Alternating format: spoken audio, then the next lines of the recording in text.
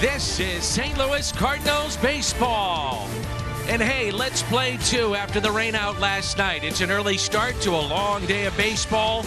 Game one of a doubleheader. It's the Chicago Cubs and the St. Louis Cardinals. Welcome to the broadcast booth. That's Brad Thompson. I'm Dan McLaughlin. Jim Hayes is here as well. Should be a fun day of baseball. How could it get any better? You got the Cubs, the Cardinals. We're in a pennant race, and it's Miles Mikolas on the mound here in game one. Yeah, I think that's how it gets better. You get one of the best pitchers in the National League towing the rubber for game one. Miles Mikolas has been so good this year, but you know what's been great? His fastball. You look at the lowest opponent average against the fastball. Third in Major League Baseball. And the reason it's so effective, first of all, he's got the velocity. He puts it where he wants to, but he sets the pitch up with his other stuff. So take a look at the lowest opponent on base percentage National League this season. Miles Mikolas just at .261. Pretty good list to be on. Those are some of the best pitchers in the league. And Miles Mikolas, he's been right there with them all year long. Dylan Carlson. They said, you're staying, my man, and you're playing center. And he's coming through. The sliding catch in game one. How about a home run? He did that as well. A closer look at the young center fielder. He's coming up on Bally Sports.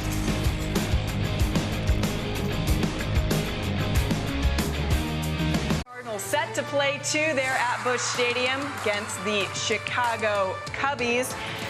So we welcome you inside our Valley Sports Studios. I am Alexa Datt, getting you set for first pitch. This is going to be an exciting one, a rivalry renewed, and the Cardinals will go for the series victory here in game one of this doubleheader. Dylan Carlson back where he belongs there in center field. He has played it previously in his career. He was filling in for the Gold Glover Harrison Bader, who was injured, now is traded. Carlson is your center fielder for the foreseeable future. It's time for him now to go get one of those Gold Gloves. 4 defensive runs saved in center field. That is second among NL center fielders. Coming up, a Milwaukee meltdown you are not going to want to miss. We'll show you the highlights, really the lowlights, next. Way in just minutes. I wonder if Paul Goldschmidt is signing those baseballs. 2022 NL MVP. Might be a little early for that, but he eventually will be able to. Hey, we got some news for you. Cubs and Cardinals are going to play a two-game series on June 24th and 25th in 2023 at London Stadium. It was supposed to happen in 2020, but it was canceled, obviously, because of the pandemic. The 2023 London series is back for the first time since 2019. Hey, take a look at this Milwaukee meltdown. Josh Hader traded to the San Diego Padres. Enter new closer Devin Williams. Comes in a tie ball game and gives up the walk-off home run to Brian Reynolds. Pirates take the victory 8-7. Brewers have lost 3 straight. Cardinals now only a game and a half behind the Brew Crew in the NL Central. Speaking of, we got a divisional matchup we're excited for. Enjoy. Cubs and the St. Louis Cardinals. The Bounty quick stats. Let's take a look at the Central Division. Don't look now, but the Cardinals just a game and a half back of Milwaukee. Milwaukee has lost 2 in a row against the Pirates. They were walked off last night, so these games are very important. Dan, you talked about it right after the trade deadline. It is going to be a sprint, and this is a 2-team race to the finish here in the Central. It is going to be a blast down the stretch. The St. Louis Cardinals. The Chicago Cubs in one of the great rivalries in Major League Baseball. Not one, but 2 today. It's a doubleheader, and it comes your way next.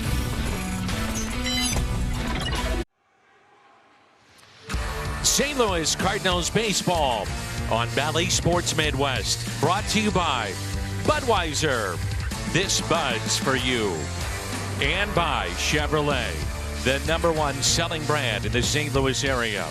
Find yours at your Mid-America Chevy dealer. Billy Fenley and the grounds crew putting on the finishing touches. And now we're getting set for game one. It is 80 degrees as the temperature is dropped. It's been very hot here in the Midwest. We had a ton of rain here in St. Louis last night.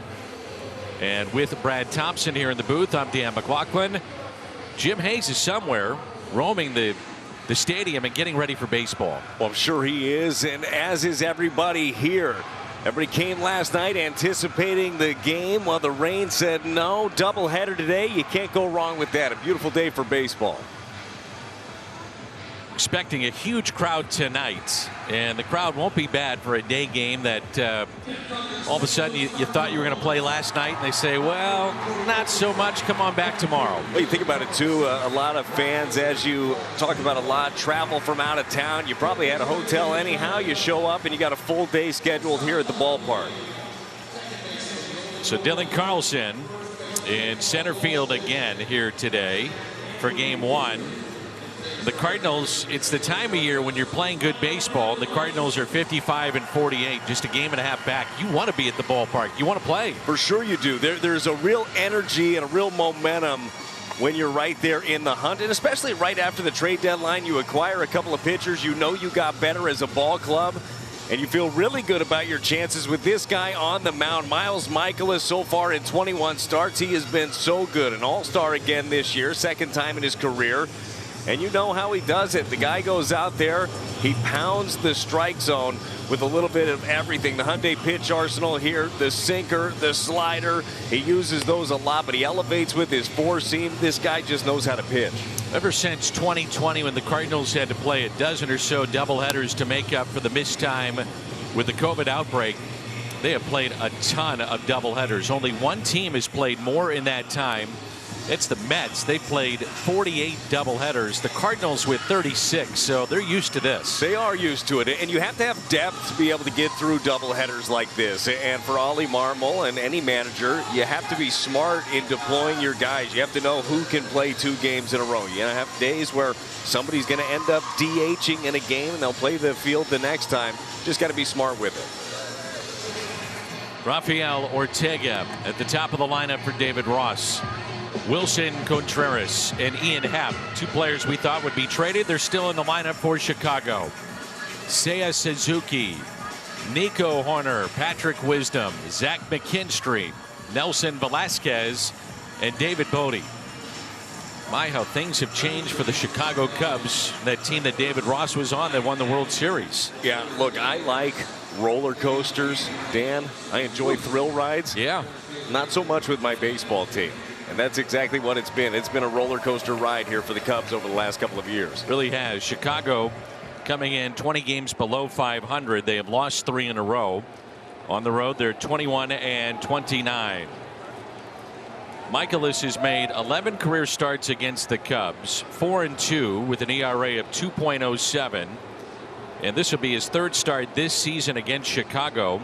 And he's 1-0 with an ERA over 4. He's making start number 21 overall, and the first pitch is taken down. Saw him on the 29th of July at Washington. 7 innings in that start, 6 hits, couple of earned. And 2 pitches, and it's 2-0. Adam Hamari, the home plate umpire. What we've come to expect from Miles Michaelis, Dan, is just a guy that gets you deep and deep into games. I mean, every time out, you see 6th, 7th inning, he's still standing out there. You think about what this team would look like if they didn't have Miles Michaelis back in form this year. Boy, it'd be tough. And Adam Wainwright, those 2 combined giving the Cardinals a ton of innings. It is popped up to the 3rd baseman today for game 1. That's Brendan Donovan. He'll make the catch. Arenado serving as the DH. Around the Horn is presented by Dobbs Tire and Auto Centers. Donovan at 3rd, DeYoung at short, Gorman at 2nd, Goldie at 1st, Kisner behind the plate, Dickerson, Carlson, and Nootbaar, that trio in the outfield. Wilson Contreras hitting .253 with 14 home runs, and he's driven in 38. I don't know about you. I'd be so curious to know what the Cubs front office, what they felt about this guy and what the league did. You know, what was the market, especially for a catcher that can hit home runs. He's got 14. He runs well, had a triple the other night. He can throw. He's got a cannon. I'm fascinated by what that might be. Yeah, I am too. I'd be surprised to hear that the offers coming back for Contreras at the deadline weren't better than just the draft pick they would get in compensation for him either. I mean, that to me just is a bit of a surprise. I'm not as surprised that Happ is here still with a year left remaining on his contract, but I don't know. I like Contreras. The 2-0 pitch, and it's pulled foul. 2-1. We were joking about it in game one of this series, Dan. I mean, I'm sure Contreras probably had everything's packed up at his place. He expected to be traded. Everybody has seen him and Happ hugging their last game at Wrigley, figuring that was going to be it for the two of them. And the 2-1 pitch is a fly ball lifted out to deep right field. Going back, Nootbaar, and it's 1-0. An opposite field home run. Wilson Contreras in number 15. 1-0 Chicago. 15th home run allowed by Michaelis. The 15th home run hit by Contreras. Well, Dan, that triple that you talked about in game one of the series, that was the other way as well. This one is a fastball. It's elevated. It's on the outer half, but it's up enough for Contreras to just be able to stay back and drive it, and that's exactly what he does. He also hit a fly ball to deep right field the other night that was caught on the track. Ian Happ looks at a breaking ball and a strike. The switch hitter. 276 the average. With 9 home runs, he's driven in 46.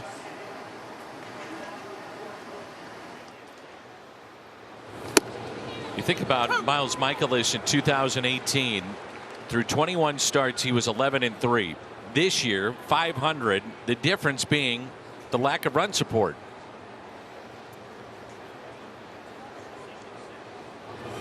And a swing and a miss.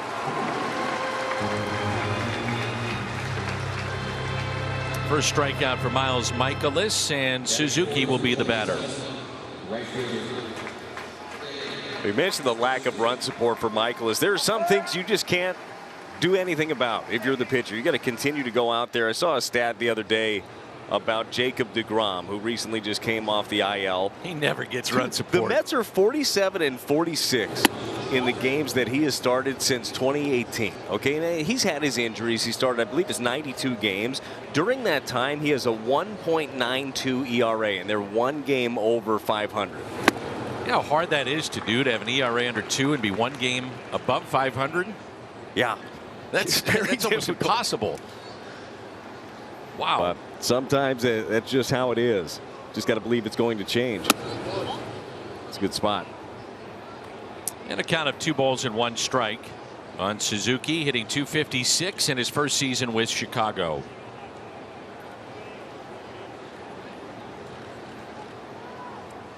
The next, a fastball and a strike, and it's 2-2. The numbers are almost identical when you look at Michaelis in 2018 to what he's doing now. Innings, strikeouts, walks. And there's his second strikeout, back-to-back Happ and Suzuki. Contreras will catch today. He's been a DH a lot this season, and he hits a home run, his 15th of the year. Coming up, Carlson, Gorman, and Goldie. 1-0 Chicago. Arenado, the designated hitter. DeYoung, Nootbaar, Dickerson, Kisner, and Donovan. Cardinals facing Marcus Stroman, signed with the Cubs in the offseason, and recently pitching quite well. He's been on the COVID list. He's dealt with some injuries, and today is only his 14th start of the year. Yeah, curious signing, too. I don't know how you felt about it at the time. The Hyundai pitch arsenal here for Marcus Stroman. Uses his sinker-slider combo a lot. Gets a ton of ground balls. He'll cut it. Run that 4-seam up there. The split finger fastball, it's a nice change of pace. Hitters have hit it pretty well to a 345 clip. You won't see it as much. But he signed that 3-year, $71 million deal on a team that was rebuilding. Found that one interesting. Reminded me, and he's not Edwin Jackson, because Edwin Jackson would give you innings but a lot of losses. And I thought Stroman is the kind of guy that could give you a lot of wins. I actually thought he might be a great fit for the Cardinals. I did too. And especially when you saw the terms of the contract come out. And that 3rd year, I believe, to be a player option. So really a 2-year deal, and we'll see what Stroman wants to do with it. But I also think to this point, You do have to have something that you know can give you innings and something that you can build upon. And the reason I bring up Edwin Jackson is that the Cubs, when they signed Jackson, are kind of in the same spot as to when they signed Stroman, just looking for somebody to give them innings. And you know it's a rebuild, so you kind of look at that, and they gave Jackson a ton of money, and now they've given Stroman a ton. Well, I think part of it, too, for David Ross, for the Cubs, for their front office, is maybe the thought is, hey, this rebuild's not going to take as long as maybe other people expect. We got a chance here to get Stroman in on a multi-year deal. You might as well do it. And you're right, he has been throwing a lot better here recently. I enjoy watching him pitch. I do too. I do too. He competes. He goes out there. He works fast. He pounds strikes. And the 2-2 pitch to Dylan Carlson. Put in play. Chopped up the middle. Gloved. And a nice play. They had a big shift on for Dylan Carlson. And the third baseman, McKinstry, making that play. Brad Thompson's Toyota key to the game. Well, I think it's important for the Cardinals to stay aggressive in this ball game. Game 1 against the Cubs, Keegan Thompson, the starter, they were all over every fastball in the zone. They were just taking big hacks, looking to do some damage. It ended up paying dividends there. Now Stroman, a little bit different pitcher than Keegan Thompson, but the aggressive nature should still be there. Nolan Gorman at the plate, 1 out. And the first pitch, a strike. And I say he would have been a good fit for the Cardinals because the profile has been, and that includes Quintana, who we'll see make his Cardinal debut later. And then you look at the young man that they picked up from the Yankees. We're talking about guys that have, well, first of all, they fill it up, the zone. But then secondly, it's ground balls. Well, it's going to be a long day if he keeps spotting that right there. Ollie's already talking to home plate umpire Adam Hamari. So they're going to need that one to be up a little bit. These are pitchers' pitches. Saying that's down. And the 1-2 pitch fouled back. With the confidence that you get, I would assume, as a young player, Nolan Gorman, Dylan Carlson, when your front office comes to you over the weekend and 72 hours away from the trade deadline, they say, we believe in you and you're not going anywhere. Something to that, isn't there? And you appreciate that. You appreciate the communication. Those are stressful times. You hear your name being thrown around the deadline. And even if you try to stay unplugged from it, your family's not, your friends aren't. Everybody's always sending you different things of what they're hearing. So to have that passed is probably a nice thing for a lot of these guys. And that is taken high. And the count runs full, 3-2 with 1 out and nobody on. And the power of Nolan Gorman could be on display. Goldie on deck, and you'd think that you're going to get a pitch to drive here. And the next to Nolan. Tapped off the plate, slow roller up the first base line and handled easily by Patrick Wisdom, the former Cardinal. Seiya Suzuki is in right field. Rafael Ortega in center. Nelson Velasquez in left. And Round the Horn is presented by Dobbs Tire and Auto Centers. McKinstry, the former Dodger, he's at third. Nico Horner, solid year at short. Bodie at second. Wisdom at first. And Contreras is behind the plate. It was home run number 25 in game 1 of this series for Goldie. And the first pitch to him. Popped out. Right side. Bodie is over with Wisdom. And it's Patrick Wisdom putting it away. A 1-2-3 for Marcus Stroman. It's 1-0 Chicago. Yachty and Albert, that trio together for one more run here in 2022. Let's talk about the future and check in with Jim Hayes. Cat, what's happening? Guys, Lars Nootbaar got off to a slow start this season, but he's on a roll now. 3 hits on Tuesday night. In fact, over his previous 17 games, Newt is hitting .390. Nootbaar told me being able to get in there more consistently has obviously helped, but making some mechanical adjustments has been a key. Nootbaar spent the All-Star break back home in California working on loading earlier and changing his approach on certain pitches.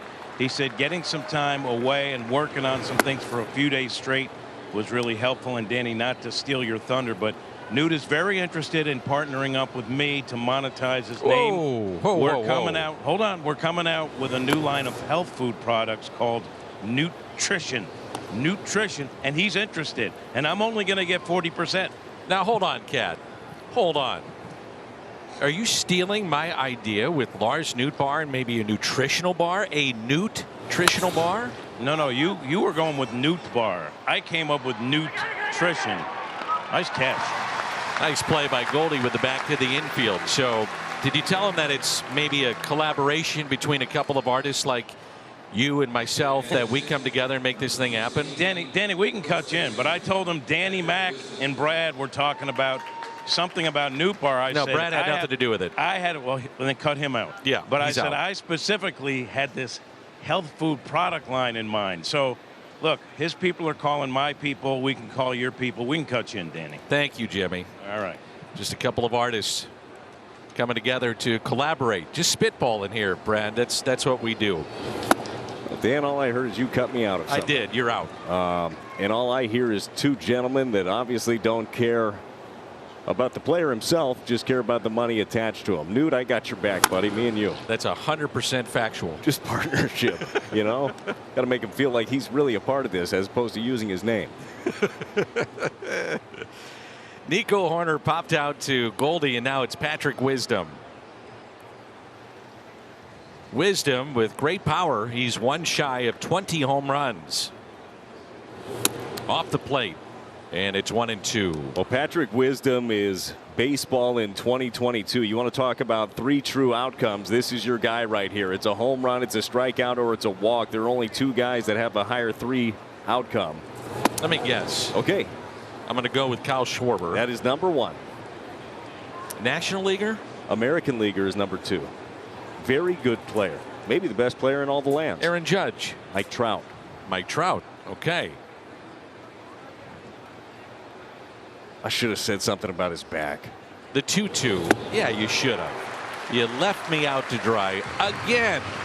Well, true outcome, though. Climbing up the boards. Nice curveball right here from Miles Michaelis, and that's the key. He gets ahead. He's able to bury you. As soon as he gets in charge of a count, you know he could do a little bit of anything. Here's Zach McKinstry. Hits from the left side. 0.67 the average with one home run, and he's driven in two. And that's hit out of play. It's a cloudy day, overcast skies here at Busch Stadium. And let's hope the rain stays away. No rain today, Dan. We've had enough. I think the rain gods heard folks saying we need rain. It's a drought here in the Midwest. They said, oh, you want some rain? You're going to get it. Well, we got it. They say, Dan, when it rains, it pours. Right. So, you know. I'd never heard that. I made that up. I got a bunch of those. You really do. That's in the dirt, and it's 1-2. The starters have really carried the Cardinals here recently. It's a good trend. They've won 10 of 16, and the starters 8-3 with an ERA just above 3 over that span of 16 games.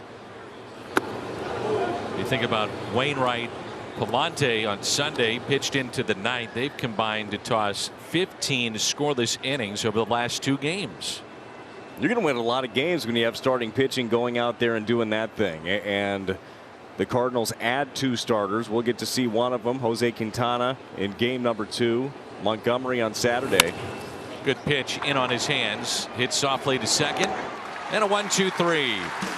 Arenado, DeYoung, and the nutritious bar coming out, Newt Bar, coming up.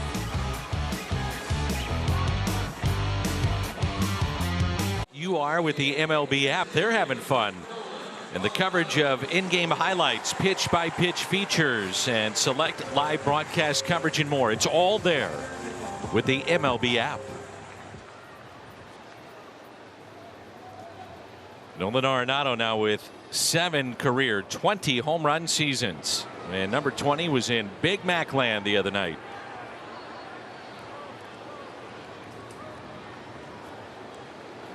And the first pitch to him. Hit the other way on the ground to the second baseman Bodie, and one away. So the Cardinals have sent 4 up to the plate, not a ball out of the infield. That's Marcus Stroman. That's him at his best. And if there is an area with Nolan Arenado that you can get in there, it's inside, especially in running off the plate. It's a good pitch.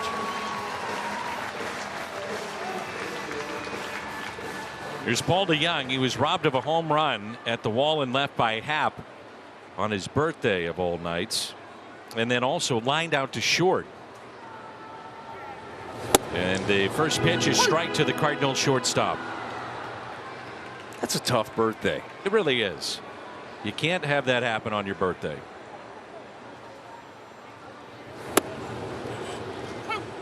Nothing in 2. Are you seeing Stroman spot up early? I mean, that's right on the corner with that slider.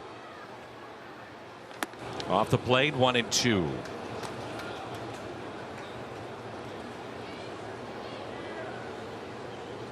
Shift on the left side of the infield. The 1-2 pitch. Got him. Tied him up. And Stroman gets his first strikeout. 5 up, 5 down.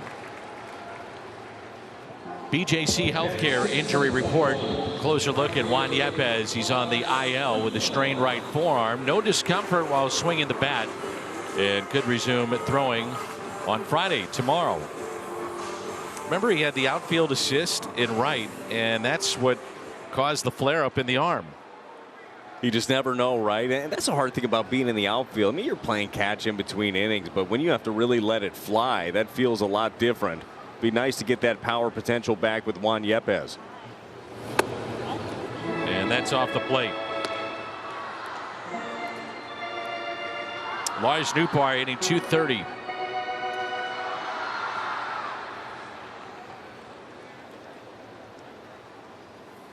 And the 1-0 pitch to Nootbaar. Cat, what do you have on Yepez? So yesterday, Yepez hit on the field in the cage for the first time since going on the IL with his forearm issue. Tomorrow, he's going to start a throwing program. So he is making progress, but Danny, still no timetable for his return. All right, Jimmy, thank you.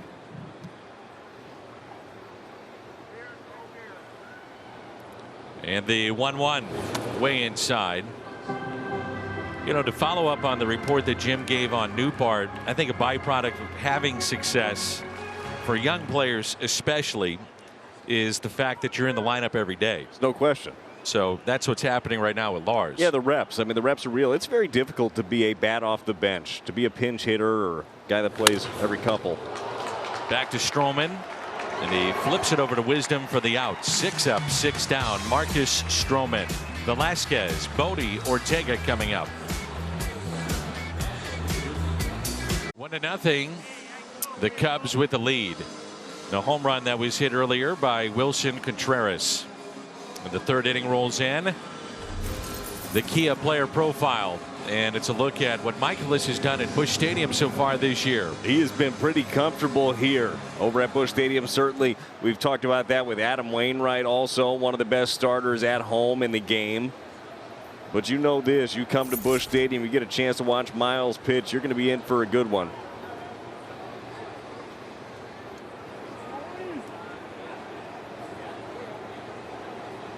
And the first pitch is a strike. Nelson Velasquez hitting .237. We may be in for a pitcher's duel here in game 1.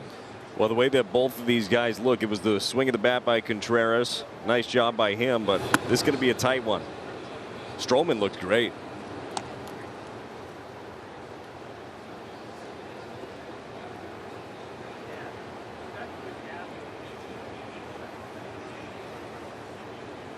And the 1-1 pitch by Michaelis. Down and in, and it's 2 balls and a strike. First time through a lineup, the opposition hits just .160 against Miles Michaelis. He's allowed 1 hit, and that was the home run. So the last 4 starts for Miles at Busch Stadium, he's got a .93 ERA, and that's covering, by the way, 29 innings. It's pretty a lot. Good. Yep. Pretty good. I think that 2-1 pitch to Velasquez right there just tells you why he's as tough as he is. 2-1 hitters count 8-hole hitter, you're thinking, all right, here's a fastball I could drive, and he drops in a breaking ball at the bottom of the zone. And the 2-2. It's his 7th career start against the Cubs at Busch Stadium. And in the 6 previous, a 1.26 ERA against Chicago. And the 3-2 pitch to Nelson Velasquez. Driven out to center. And the catch made by Carlson. Ball carried on him a little bit, and you can tell right there, reaching into the glove, grabbing the baseball. He's saying it's knuckling on me. Those ones are tough. This ball is definitely squared up. 108 miles an hour off the bat. Breaks in, but the ball just stayed up, and Dylan did a good job of staying with it. Yeah, when you get a ball that is squared up, just hit on the screws, you get that knuckling action. That's difficult to track down. Here's David Bodie. And that pitch outside, and it's 1-0. Cardinals with a shift here. I would imagine there will be some type of limitation of the shift next year. Grounder that's hit to shortstop Paul DeYoung, 2 away. Well, we have a moment. Quick word from Great Southern Bank. Sometimes you just don't feel like running to the bank. Fortunately, you can check your balance from the comfort of your favorite spot with the Great Southern mobile app. Great convenience, Great Southern Bank. 7 in a row set down by Michaelis, top of the lineup. With 2 outs, nobody on. Rafael Ortega popped out to third, first time up.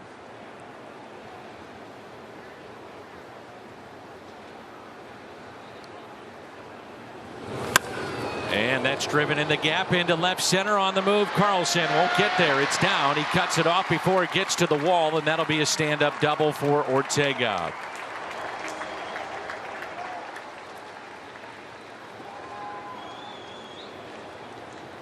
Well, the Cubs have been very aggressive on the first pitch of at-bats, and this is a first pitch breaking ball that stays up in the zone enough for him to be able to drive. It's away, but it's not down.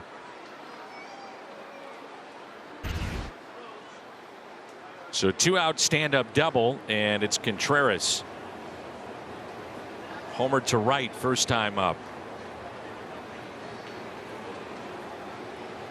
And Kisner and Michael is going to talk over the situation and the signs here. This is a spot right here that Miles Michaelis has been so good this year. 5th best in Major League Baseball. 171 is the average against with runners in scoring position. So he's been able to bear down. Brad, do you think this is also a conversation that, hey, we can get Contreras, but if you fall behind, remember, first base is open. Of course, be very careful here.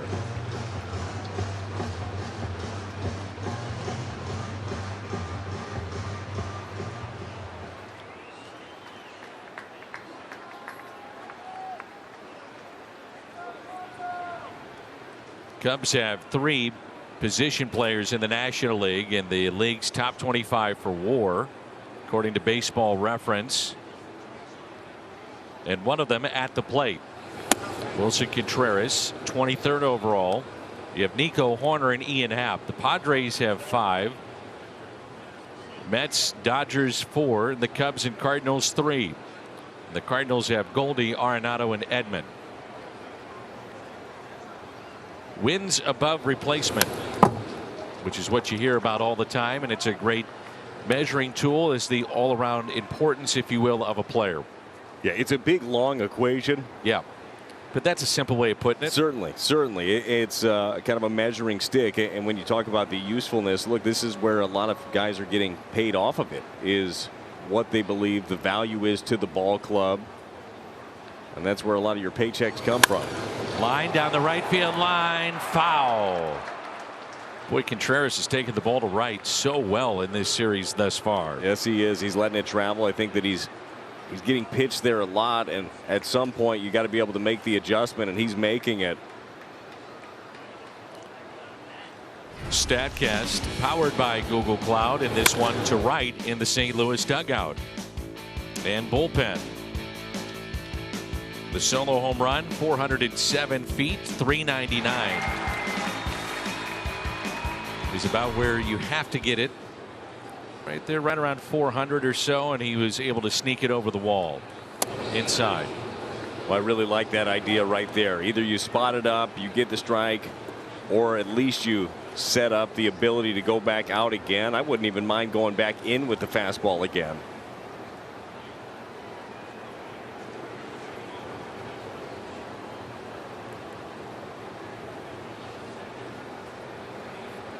The next tied him up, and Contreras not even running out of the box.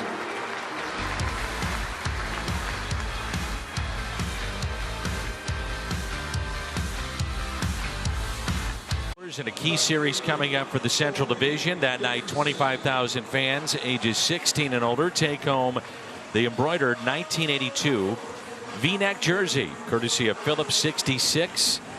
Tickets and info at cardinals.com/promotions.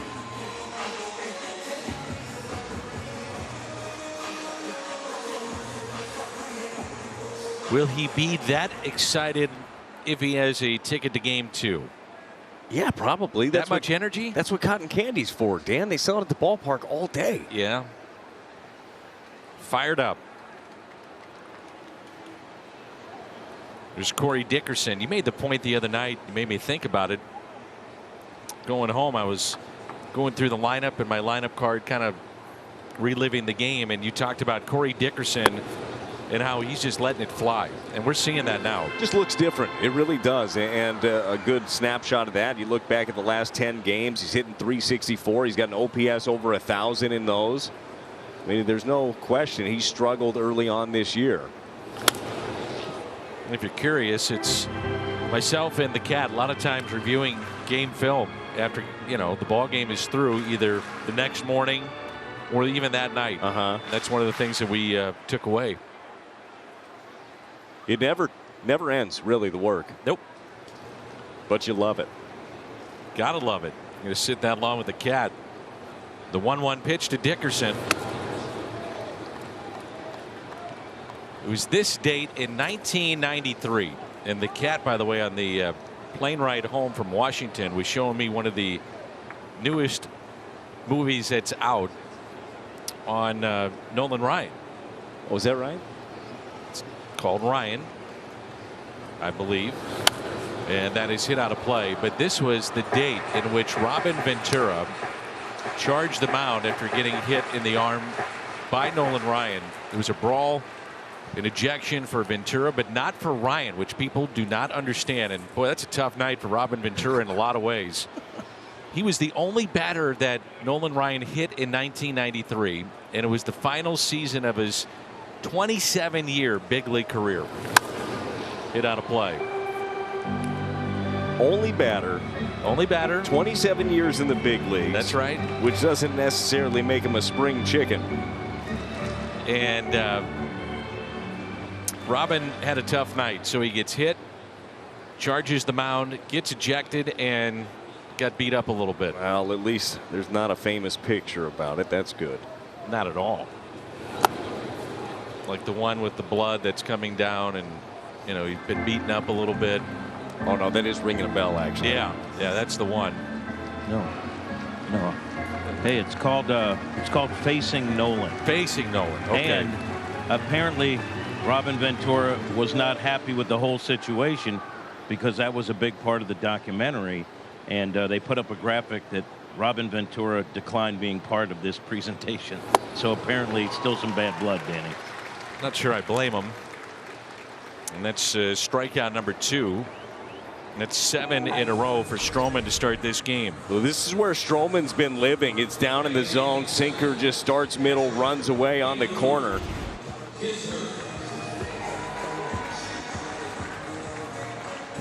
I myself was watching again Hoosiers on the plane ride home. Great movie. That's a pretty good flick, I understand. Kisner at the plate, and the first pitch is strike. He's pumping strikes and painting right now. The thing is, too, the slider that we've seen from Stroman, he's used it to get ahead of a couple of guys, and that one's up, but then he can bury it. He'll run this sinker in.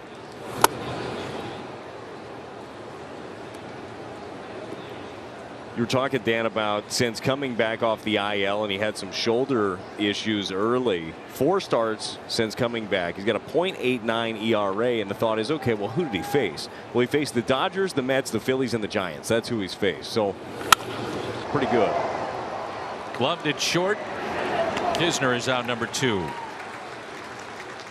Brewers have a 3-1 lead against the Pirates. That ball game in the top of 5.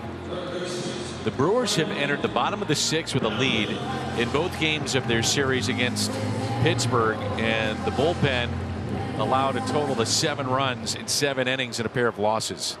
The bullpen is still good. Okay, Devin Williams is very good, and he was the guy that gave up the home run to Reynolds, the walk-off last night.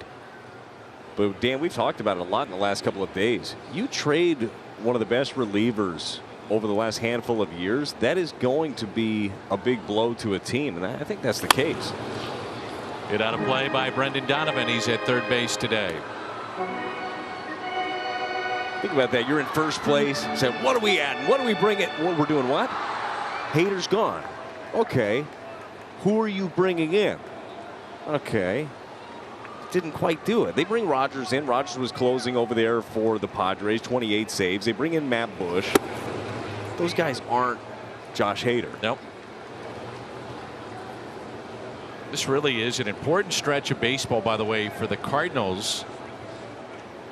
They entered 10 games above 500 at home, 30-20 this season at Busch. They're 3 below on the road, and 11-14 right here at Busch Stadium. So you've got the Yankees in town tomorrow. Cardinals will have a 3-game set on the road against the Colorado Rockies, and then return right back home to Busch Stadium.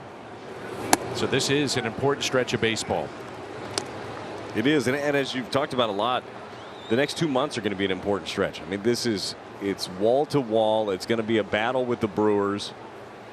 Not much breathing room. You're already past the century mark in the season. It's go time. And the 3-1 pitch to Donovan.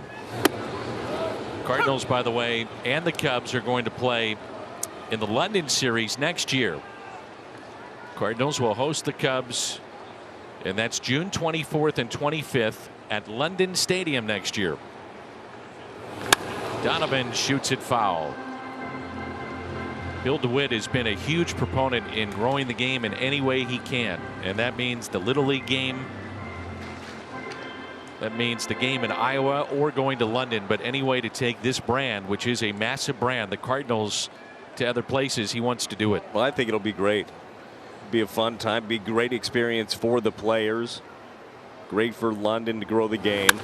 Up the middle, and the Cardinals have their first hit off the bat of Donovan. I think any way we can grow the game, and even if you get a small section of fans overseas that all of a sudden say, hey, I love that game of baseball, and you put baseball front and center in the States, highlight shows and various things of ways to grow it, I think you do it. Yeah, certainly. So you expand where you generally have the game. I think one of the biggest things that baseball needs to continue their efforts in, and they certainly are trying it, is getting the younger crowd more in on the game of baseball. And I understand that it can be difficult, 3 hours plus every single night, but there are different ways to get the kids involved, and growing the game is never a bad idea. Here's Dylan Carlson, top of the lineup, after 8 in a row set down by Stroman to start this afternoon. Well, and not shockingly, it's a ground ball that sneaks through a hole. I think that's what you're going to have happen against Stroman, and then that one mistake that he ends up leaving up, you have to deposit it. That's ripped foul. Interesting, Stroman made some news earlier this week, and you're starting to see it trickle out with various players around Major League Baseball, what they're going to do at the World Baseball Classic. And he announced via Twitter he's going to pitch for Team Puerto Rico in next year's WBC. And in 2017, he was the most valuable player when he pitched for Team USA to a title. Yep, Nolan Arenado, he'll be on Team USA, so those two will be facing off there. Here's a 1-1, and it's chopped to the shortstop into the shift, and Carlson is 0 for 2. Cardinals strand a runner, they pick up a hit, and we move to the 4th. in our T-Mobile coverage camp. Those two have been talking since the first pitch. Back together again, Wainwright, Yadier Molina. We saw Albert Pujols. And before our first pitch in the ball game, our great scoreboard crew with Jared Hawkup and Craig Wilson and so many of the men and women of the crew behind the scenes had a video up of the moments between these two, and there's some that I'd even forgotten. There's the obvious ones of the final out of the World Series in '06 and some complete games, but others that I had just forgotten about. It's amazing what these two have done over the course of their careers. Yeah, there's been so much, and you think about how much they're around each other. The last month when Yadi's been doing his rehab in Puerto Rico, they got a lot to catch up on, Dan. So start number 317 between these guys. Game 1 of the series went very, very well. How about the first inning? Strike them out, throw them out. Why not? Didn't miss a beat. The Cardinals pitchers going into this ball game had thrown back-to-back shutouts. In terms of the starters, is Palante 8+, Wainwright 7 innings. You had Hicks and Stratton the final 2. And the 1-2 is on the inside corner to strike out from Michaelis, number 4.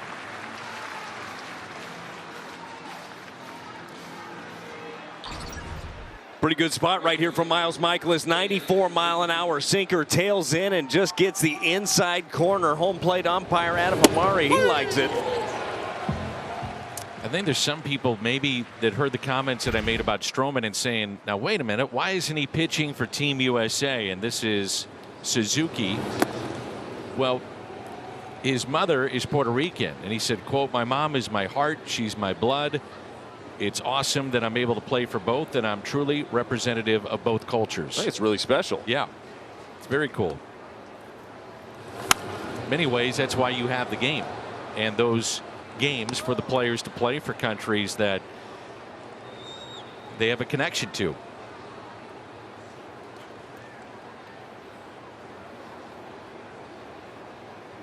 And the 1-1. 1-2.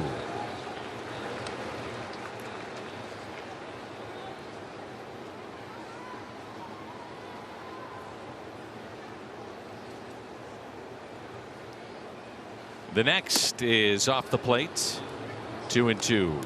Really good spot though from Miles Michaelis after you just saw the swing before from Seiya Suzuki on the same pitch. Might as well go back to it.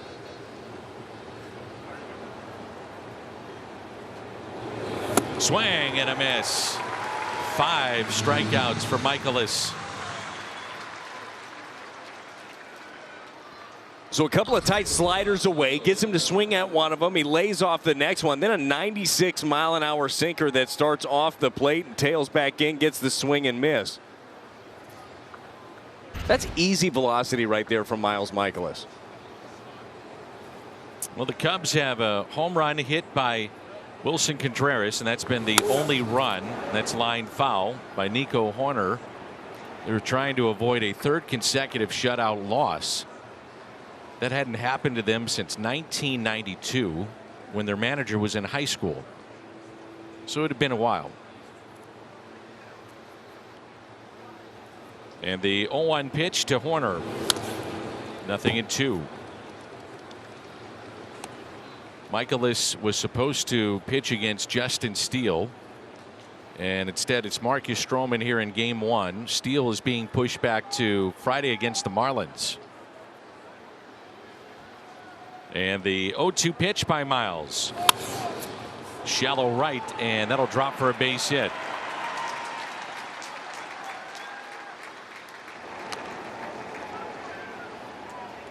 Corner the base hit on the 0-2 pitch.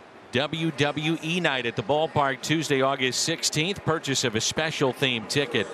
Take home a David Eckstein WWE bobblehead. For tickets or more info, visit cardinals.com/theme. I know you're excited about that one. You've always been a huge WWE fan. Big time. To be honest, I was more of a wrestling at the Chase fan. That's going way back. Yes, it is.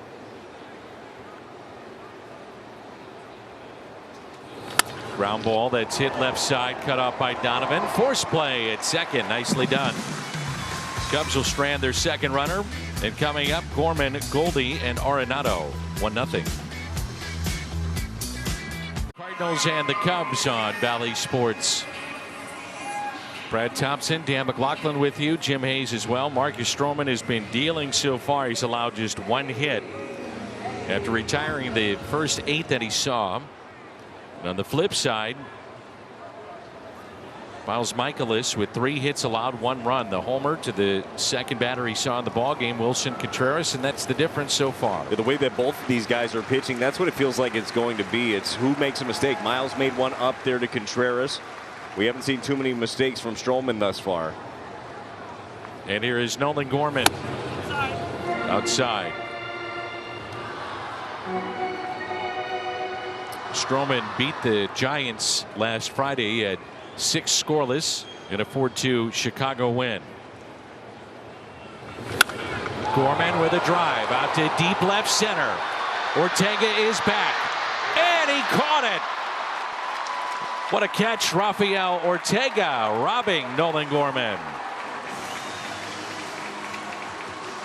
That's a heck of a play right there. Gorman gives his sinker a ride. And it's tailing away. You see Ortega is playing on the second base side of the bag. And has to go a long way to make that play.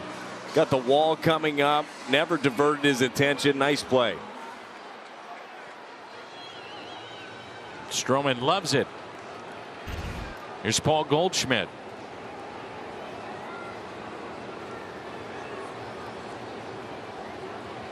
Cubs really need Stroman to give them a quality start at least today. They dealt away 4 relievers: David Robertson, Michael Givens, Scott Efros, Chris Martin ahead of the deadline. So maybe pitching depth could be exposed in a doubleheader. Yeah, they have bodies back in the bullpen at least, but not to that level. Backhanded, Horner, and Goldie is out number 2. Well, we have a moment. Quick word from Siteman Cancer Center. The Brain Tumor Center at Siteman. Committed to research, invested in technology, powered by Washington University physicians. So my question to you, Brad, is Rowan Wick the closer right now, you think, for the Cubs? I would think so. Yeah. I would think that he was the guy. He was the guy that took over last year and really, at the end of the season, jumped into that role. First pitch, a strike to Arenado, grounded out to second, first time up.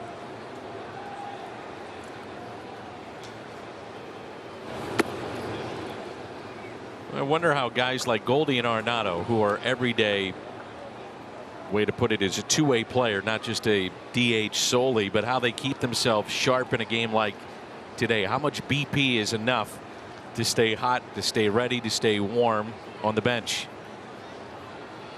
Couple batting cages outside the view of the fans and our cameras, but there's a couple there that they can go down and hit, but some guys don't like this. No, well, it's different.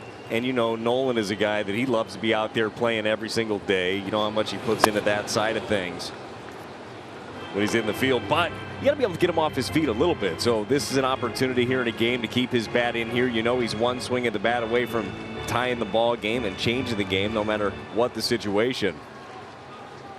2 balls, 2 strikes, and the next to Arenado. Backs up and a strike. He knew it.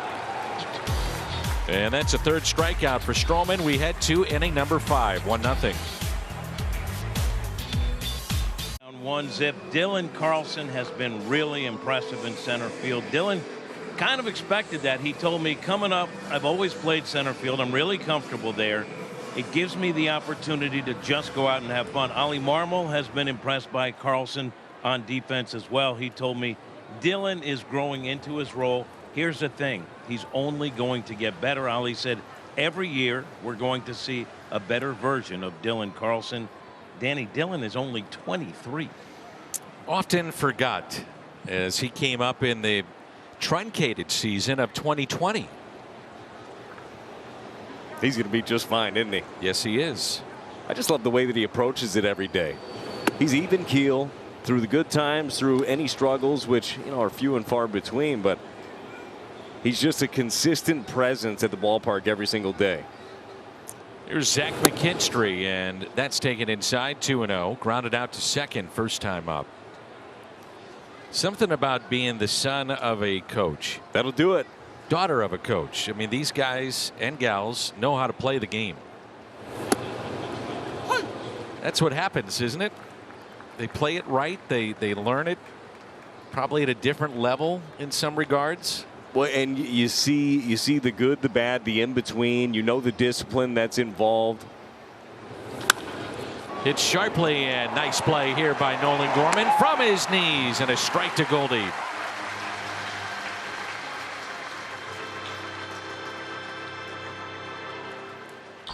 Well, another guy that's going to be just fine right here. How about Nolan Gorman? The transition to second base has been a good one for him. Strong arm, easy throw from the knee.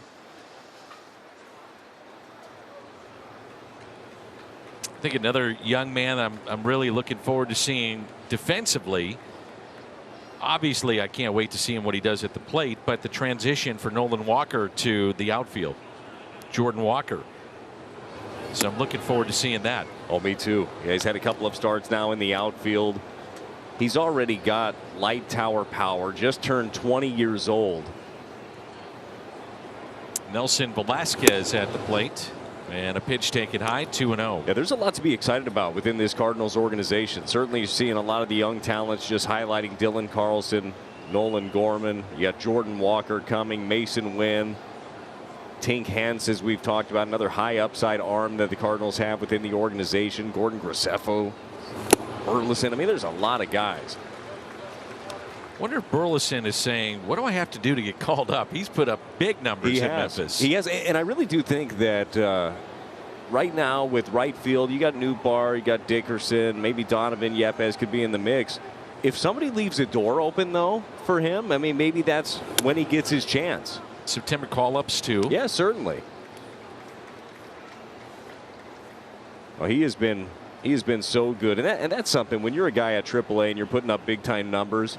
It's so hard to do, but it's so important. Don't worry about what control the things you can control. You can't control when you get called up, but you can control how you approach every day. So far, so good for Burleson.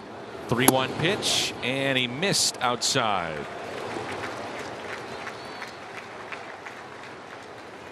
Youth baseball and softball coaches help positively shape the lives of their players through sportsmanship, leadership, and character building. We want to know about them. It's presented by Nike. Enter a coach that you know. Cardinals.com/coaches who care. First walk issued by Michaelis with one down here in the top of the fifth. And the batter is David Bodie. Grounded out to short first time up. First pitch hit out of play. 2018, the Cardinals got Goldie for Andrew Young. Hit .209 in 58 games for Arizona last year. He's now in the minor league system for Washington. Carson Kelly has hit the IL twice this year for the Diamondbacks. Luke Weaver is now a member of the Kansas City Royals. That has been one heck of a deal for the Cardinals. It wow. has. It has. That was an interesting trade for the Royals, too, bringing Weaver in. I would assume Mike Matheny probably had something to do with that. Yeah, connection there. Another guy that can be consistent for him. And the 0-1. Shallow right. Nootbaar there.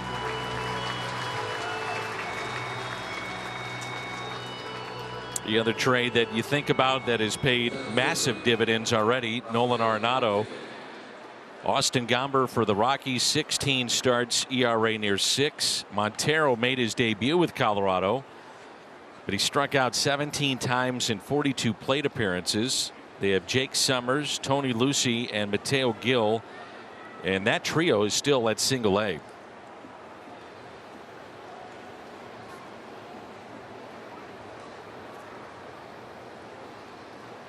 So 2 outs and a runner at first base. Ortega, top of the lineup. He's made the defensive play of the game. He robbed Nolan Gorman of extra bases back in the 4th inning.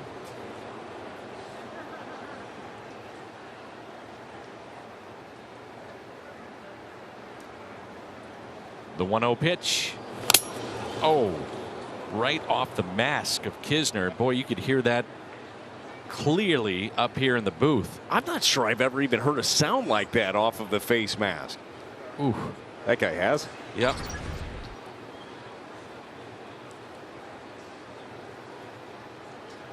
I've talked to Andrew about it, but he's got the springs on the side of the mask that is supposed to help lessen the blow, if you will, and kind of catch it. Makes sense. As much as you can, but you know, there's nothing you can do. Kind of blown out a spring there. I bet Yachty is saying right there, I'm not going to miss that.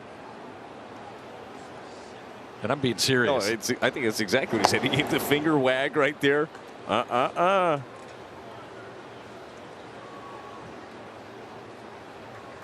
Contreras has dealt with that as well. He's on deck, having homered in this game to account for the only run. I know this. You are a different type of athlete if you raise your hand at a young age and say, I want to catch.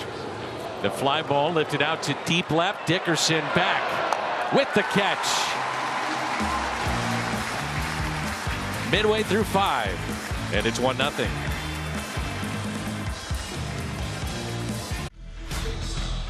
Makes his Cardinals debut in Game 2 of the doubleheader, former Pirate and Cub. The Budweiser What's on Tap. Looking forward to seeing what he brings. Yeah, I am too. Look, he's having the best season since his All-Star year in 2016. 3.5 ERA. He gets his strikeouts, gets a lot of ground balls, as you mentioned before. I think that Jose Quintana is going to be a really good fit in this rotation.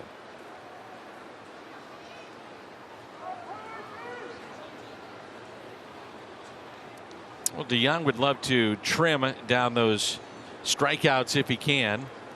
Put the ball in play a little bit more and pop some home runs. We're in the bottom of 5.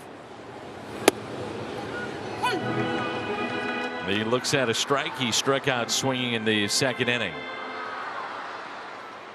Pretty nice way for Paul DeYoung to come back to the big leagues, though, wasn't it? Home run in each one of his first couple of games. As you mentioned before, got robbed in his 3rd one. Inside. And it's 1-1.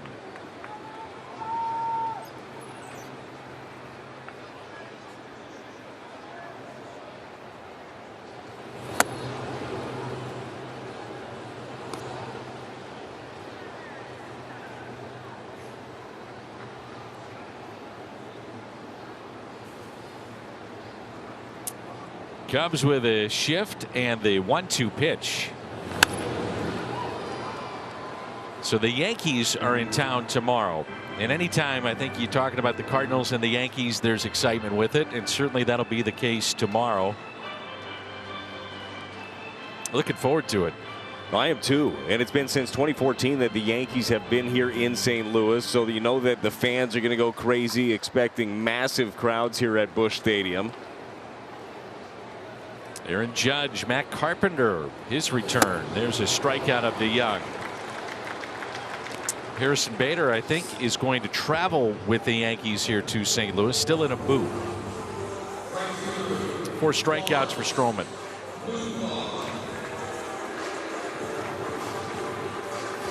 Lars Nootbaar.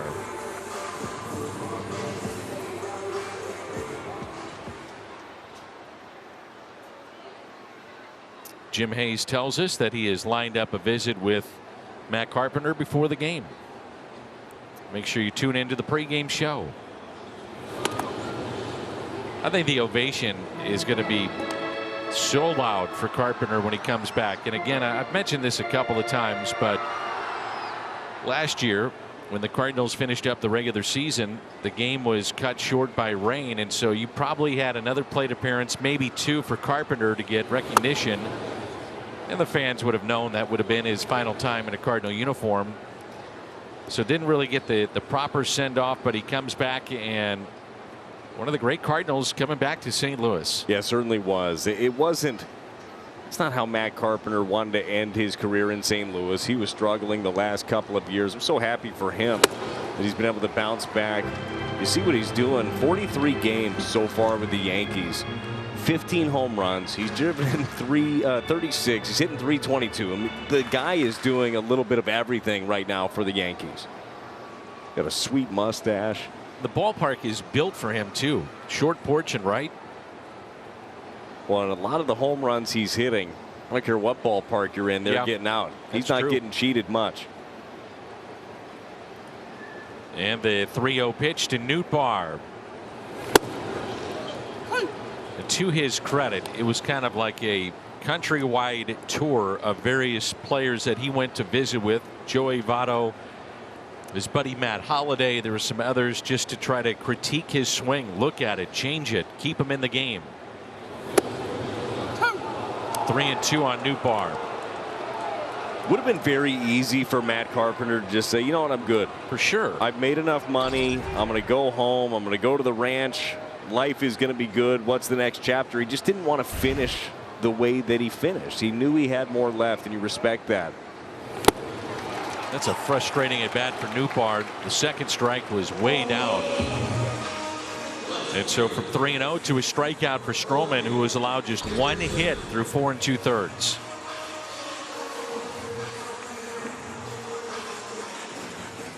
The sinker has just been so effective for Stroman. Really, it's been sinker, it's been slider. Something may not be right here with Stroman, who walks off the mound. Now David Ross out. Wilson Contreras picked up on it. The training staff with a sprint out to the mound to make sure he's all right.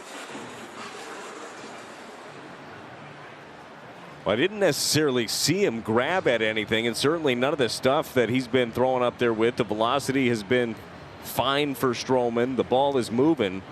Didn't see one thing to point to here.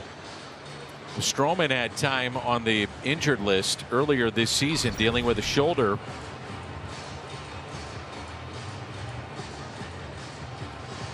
But in his final start, you may remember before he went on the IL, it was against the Cardinals. And he allowed 9 runs in 4 innings in that game. And you just got to wonder if that's part of the issue here or what the situation is. I don't know what it is either, but he called out the staff, but throws some warm-up pitches, looks no worse for the wear. We'll keep an eye on Stroman.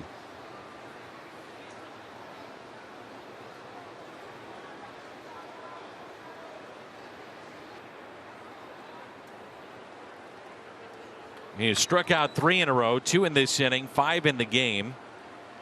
And 2 outs and nobody on for Corey Dickerson. Dickerson struck out swinging back in the 3rd.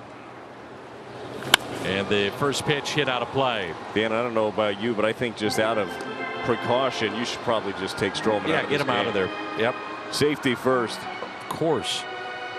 20 games below 500. No need to stretch him out here. And the fact that he's got 1 hit allowed in his dealing. That would be the one. Oh, maybe Dickerson's a guy you leave him in there for, though. Has success in the past. 436, 3 home runs versus Stroman in his career is Corey Dickerson. They're stretching now in the Chicago bullpen.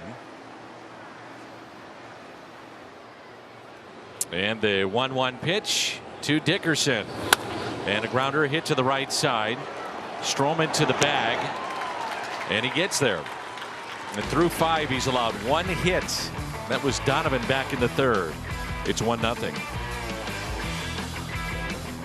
Difference maker and the starter, Miles Michaelis. 5 strong so far from Miles. He's used his fastball very effectively. Also has the breaking ball that he can get the swing and miss. 5 punch outs so far through his 5 innings. He's been working ahead. The lone mistake was a fastball that caught too much of the plate. Contreras hit the solo shot, but Michaelis has been good and just like we're used to, getting deeper into ball games. So 5 innings, the 3 hits, one of those a home run by Contreras, and that's the difference in the game. Marcus Stroman got off the diamond and went right to the dugout and straight to, looked like the Chicago clubhouse, or maybe out of the view of the cameras, but either way, the medical staff followed him. We'll see if he continues in this game. There is no activity in the Cubs bullpen. Well, you also wonder on a steamy day in St. Louis, is hydration an issue? Do you feel maybe some cramping somewhere? We'll see. But his stuff has looked fantastic today. 2, 3, and 4 for the Cubs, and Contreras another base hit. This one into the gap in left center, cut off by Dickerson. Contreras thinking 2 and sliding in with a double. He's got a home run and now a double. Well, we were showing him earlier driving the ball the other way, and the home run was to right field. His triple was to right field in game 1 of this series. This one's a sinker in, and he's able to get to this one. Catches it out in front, double in the gap. Hitting a little bit of everything here. 21st double on the year for back of their team leader Ian Happ. And Happ steps in.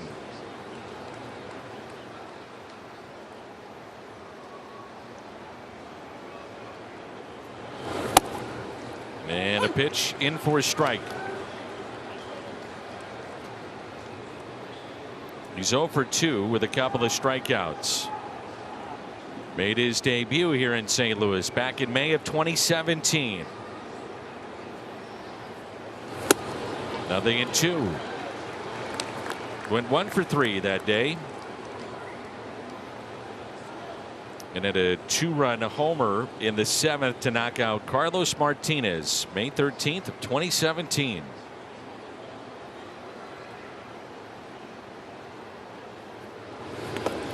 Kept in front by Kisner.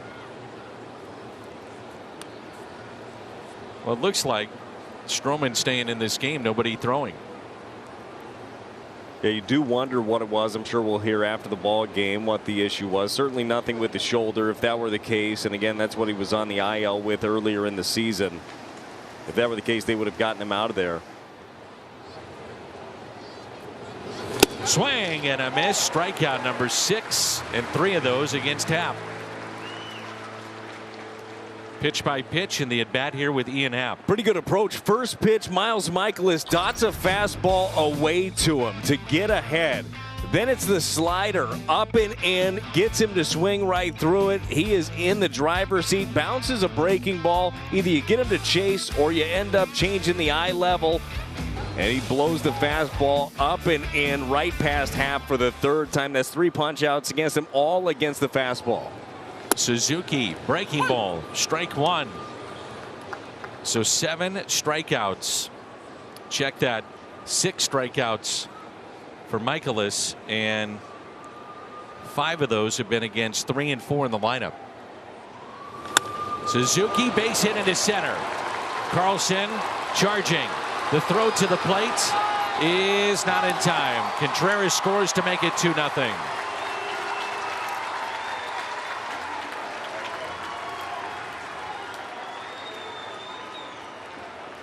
This is a really good job by Seiya Suzuki to be able to stay on this slider. This is where he wanted it. It was down, it was away, but Suzuki able to stay back and hit it. Suzuki covers away well, but the Cardinals have been pitching him out there and they haven't seen much. It's not like this ball is crushed off the bat.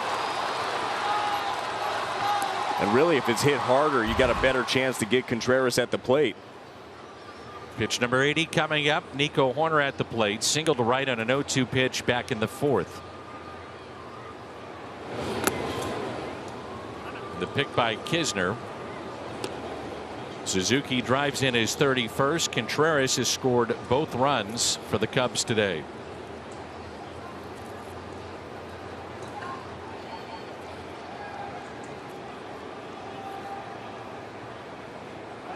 Runner goes, lined into center field, base hit. Suzuki on his way to 3rd, and runners at the corners now for Chicago.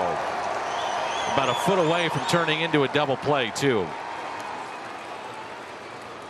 Horner 2 for 3. It's another slider down and away here from Miles Michaelis to Nico Horner. The thing about Nico Horner, though, is he's one of the better breaking ball hitters in the game. Goes down, he stays on it the entire way, and just line drive. And to your point, this thing a little bit lower. Gorman's going to be able to corral it.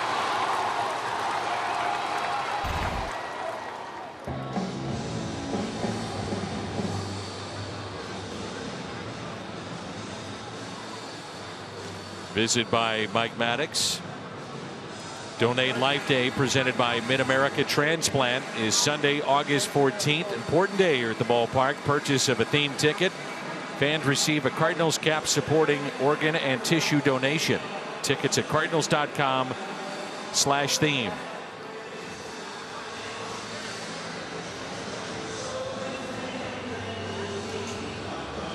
It's Patrick Wisdom coming up. They're stirring in the bullpen of St. Louis, but no one up and throwing just yet. We just got to keep this game right here. You're one ground ball away from getting out of this inning. You got a 2-0 deficit. I know that Marcus Stroman has thrown the ball really well, but the expectations aren't going to be he's going to be out there for 9 innings. You talked about earlier, Dan, all of the subtractions from the bullpen of the Cubs.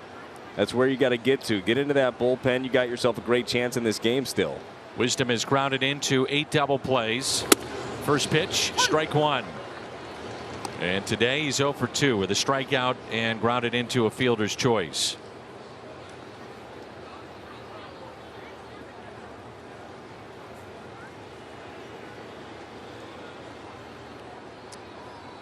Here's the 0-1 pitch. Off the plate, and it's even now at 1-1.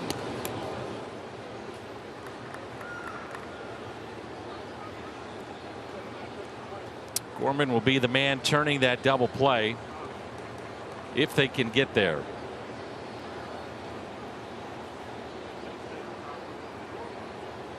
The shift on the left side just missed, and it's a count of 2 balls and 1 strike. Such an important pitch. The swing pitch there. Yeah, really surprised that Wisdom was able to hold up too. This is a guy that gets a lot of swing and miss, and specifically early in counts. He will chase early. Mentioned Gorman being the guy to make that turn too. I think that his footwork, everything has gotten so much better around the bag, but even if it's not perfect, he's got a cannon for an arm.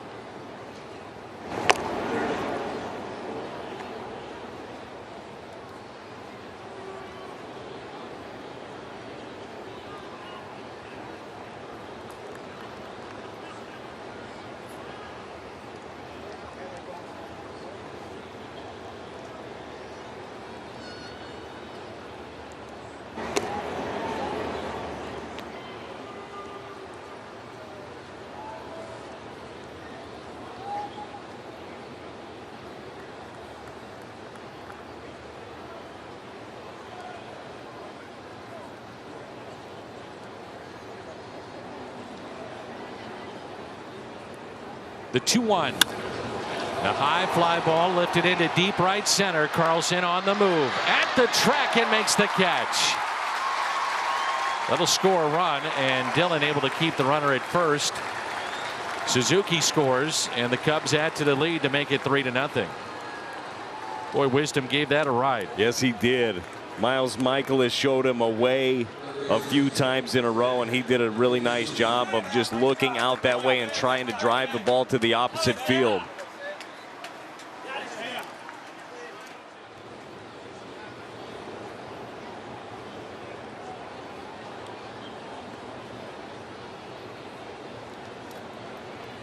McKinstry is 0 for 2. Twice he is grounded out to second. 2 outs, runner at first. And a check on the runner. And Horner back in.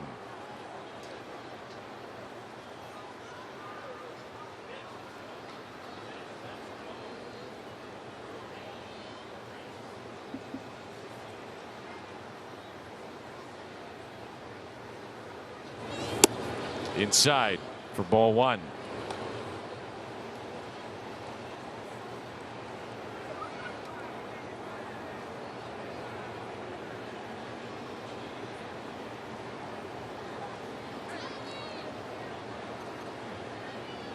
And the 1-0 pitch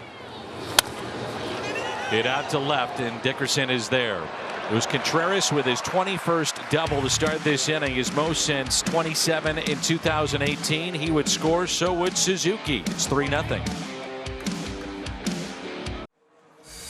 This copyrighted telecast presented by authority of the Cardinals, not to be reproduced or retransmitted in any form, and the accounts and descriptions of this game may not be disseminated without the express written consent of the St. Louis Cardinals.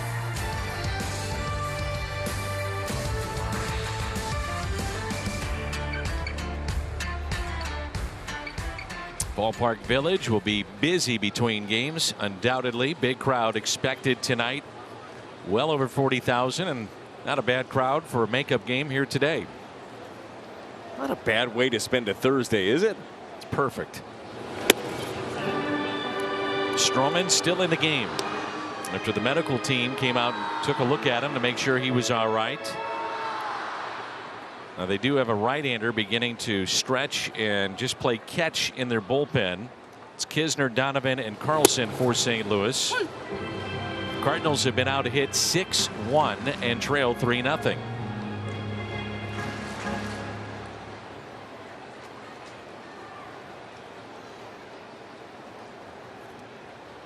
And the 1-1 pitch. Kisner grounded out to short first time up. That has been a tight breaking ball today. Really has. And the reason you get that swing from Andrew Kisner right there is the ability of Marcus Stroman to throw his sinker away and bring it back to the corner. You just don't know which way it's going to go. And a swing and a miss by Kisner, and that's strikeout number 6.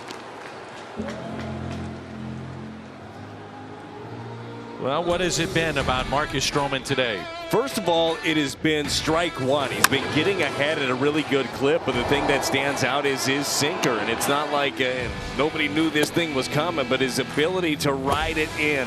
He can sink it away. He can get into the lefties, and as he just showed, he's got that ability with the slider to get the chase also. Marcus Stroman, so good. Even the one hit, Donovan's ground ball through the right side. And here is Donovan.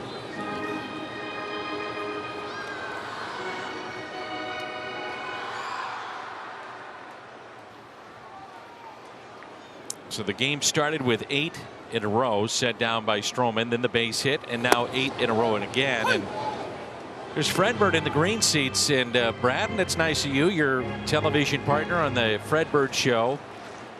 Yes, it is the Fredbird show, and you allowed him your green seats today. Nicely done. That's definitely the Cardinals Kids show, and he knows anytime he can sit in my seats. Widely available. Will he rest over at your penthouse one Cardinal way between games? He'll get some pool time in. Donovan has got both hits for the Cardinals basically in the same spot. He's 2 for 2. Yeah, this one here from Donovan just hit a little bit harder than the first one. Barrels this thing, line drive right through.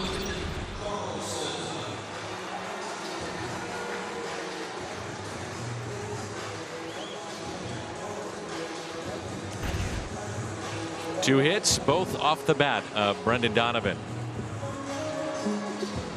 So Dylan Carlson playing in his 37th game as a center fielder. Came in batting .271 with an OPS near .850. As a right fielder, the OPS .670 and an average of .238.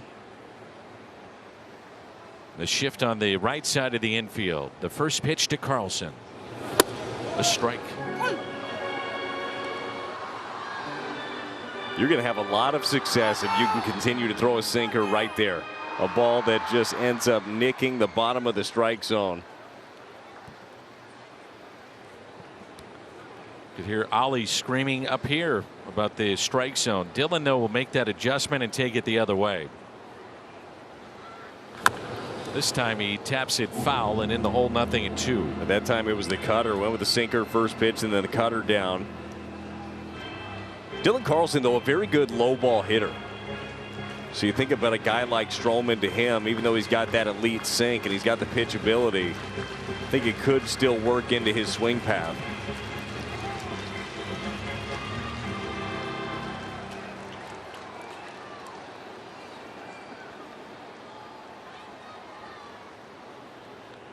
Home run the other night, the 0-2. Hit up the middle and a double play ball.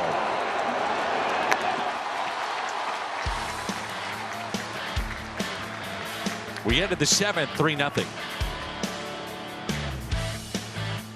Lead here in the top of 7. Some of the fans making a day of it here at Busch Stadium. Michaelis has struck out 6. Gave up a couple of runs in the 6th and a home run back in the 1st.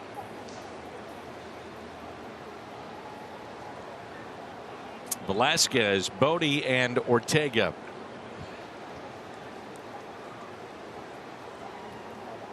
James Nail is getting loose in the St. Louis bullpen, adding an extra man, and that's pulled foul. That's the 88th pitch of the day right here from Miles Michaelis, looking for a quick one here, and you know that he can do it. Get a couple of ground balls, get through 7. Give yourself a chance, give your team a chance.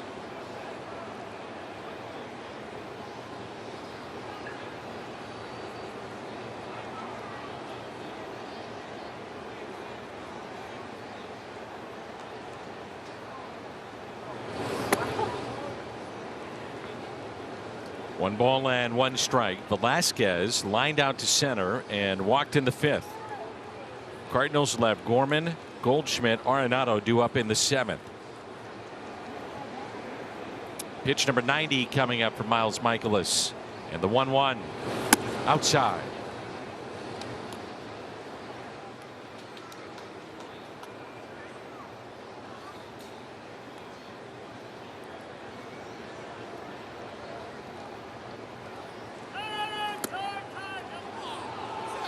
Time called, and Michaelis didn't like it. That's terrible. That was so late. The pitch was halfway there. Exactly.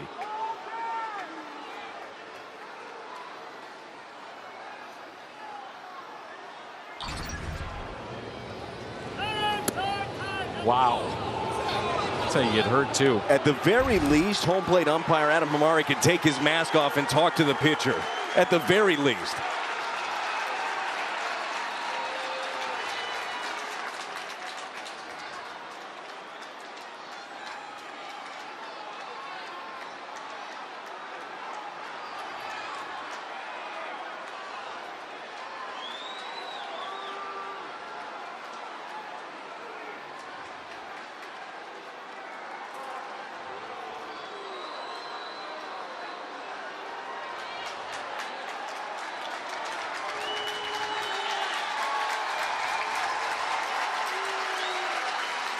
Marty Foster is the crew chief, and Miles is trying to turn away.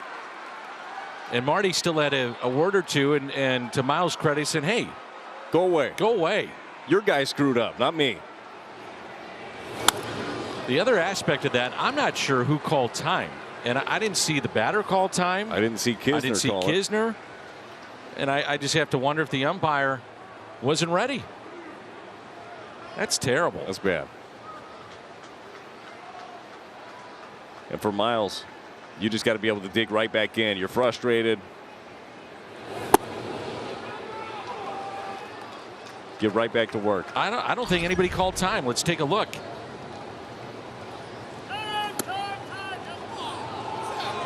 He's in the box. Into the shift and the out. I think what's going to be interesting is what Miles does if he gets this out. And Bodie and Ortega, you get the next two. Is this his final inning of work? And what he says going off the mound. Well, Miles has gotten a few balls back from the umpire and has thrown both of them off to the side. I appreciate that. This is probably, I would say, 5 or 6 times this year that Michaelis is ready to pitch, and you get that late call of timeout, and teams know it, and I'm sure it's by design, not in this case, but it's by design that other players have done that to get under the skin of Miles Michaelis. Yeah, well, and to Miles' credit, he was able to come back and make some pitches. He didn't let the emotions get a hold of him. He's fired up. He works quick anyhow, but he did a good job of getting right back into things. And the 0-1.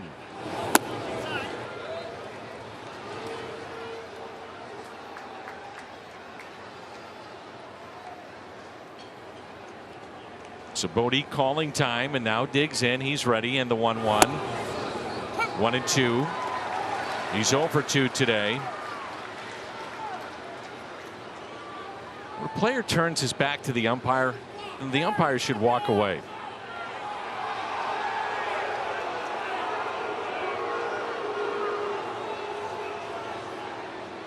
Hand up by Adam Hamari. Now says let's play. The 1-2 pitch. Well, Miles Michaelis is ready. He just hit 97, by the way. You're supposed to be in the box anyhow, staying in there unless the ball is fouled off. Home plate umpire is not doing anything about it. He is fired up right now. The 2-2. Deep in the hole. DeYoung plants, throws, safe. Adam Hamari right now is looking in the Cardinal dugout and just threw a ball that hit the mound short of Michaelis. He let it go. And it's the baseball. The new baseball is behind Miles Michaelis. Gorman coming in to get it. Hamari spins away. We're still waiting for a new baseball to be put in play. This is something. Well, to me, from up here, it looks like an umpire that messed up, and now he can't handle somebody being upset with him. A few somebodies. Agreed. Ortega now with Bodie, a runner at first base. Top of the lineup, showing bunt and a ball. So the next pitch will be number 100. This will indeed more than likely be the final inning for Miles Michaelis. Michaelis, by the way, has never been ejected in his career, if you're wondering.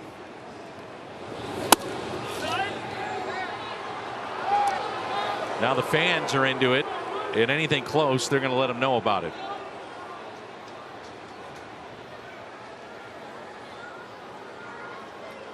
Very efficient in this game.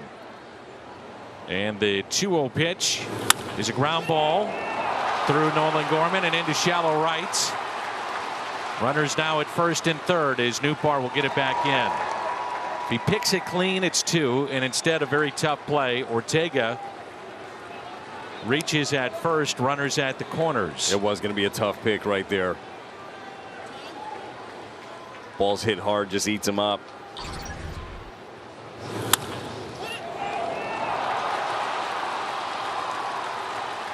Ruled a base hit. Ortega 2 hits, and here comes Ali Marmol. If he takes him out, this is going to get interesting.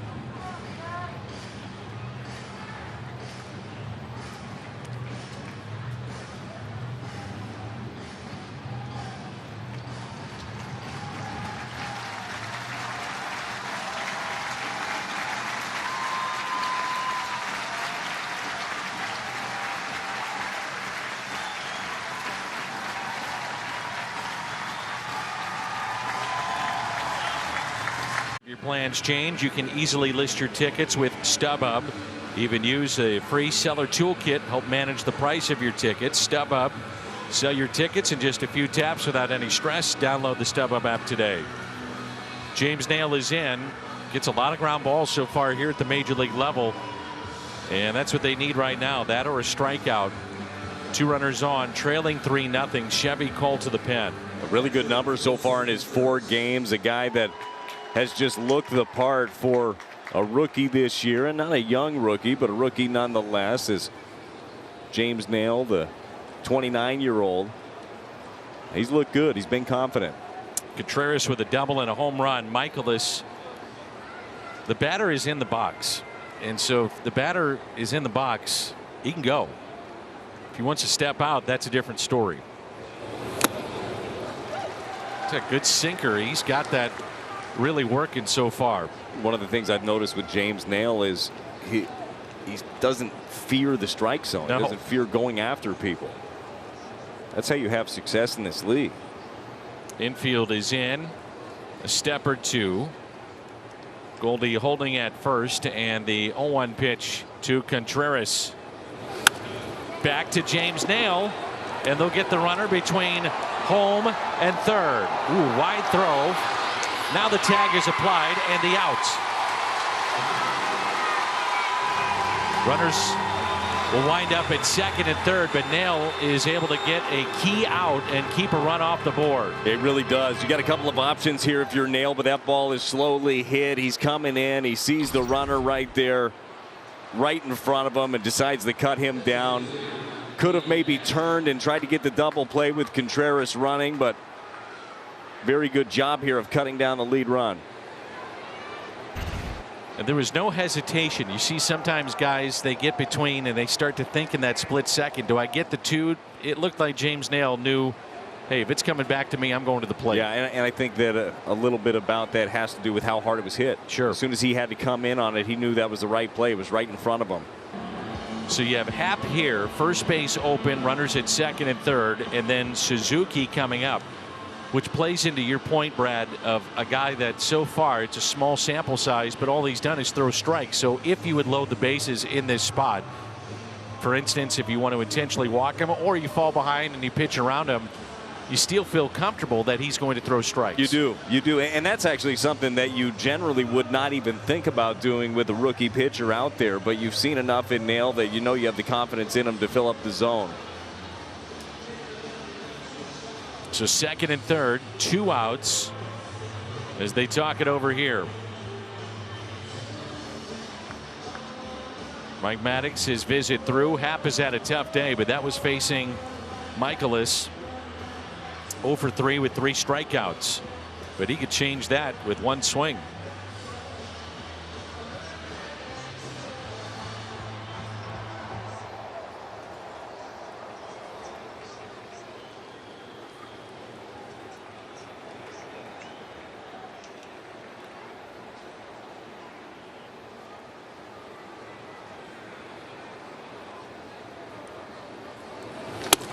And the first pitch outside.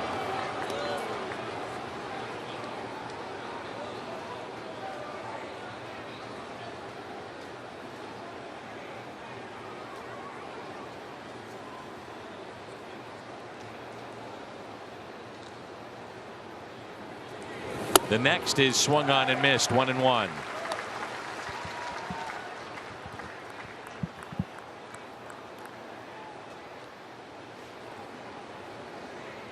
Michaelis in this game did a really good job against Happ, especially just tying him up inside so he wasn't able to get extended.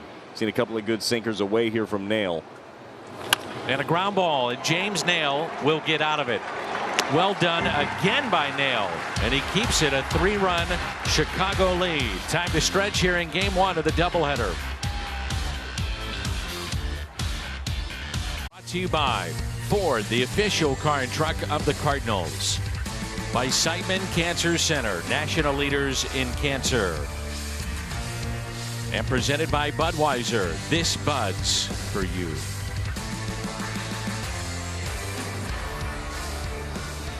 The Cardinals trailing 3-0.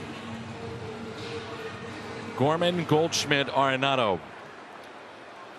James Nail again gets the 2 outs and no damage done. It's a big spot, especially with this part of the order coming up. You believe that you can chip away in this ball game. Marcus Stroman he's been so good. Stroman hasn't gone 7 innings in a ball game since the end of May. It has been a while. Nolan Gorman with a drive again out to deep left. It's at the wall. Adios.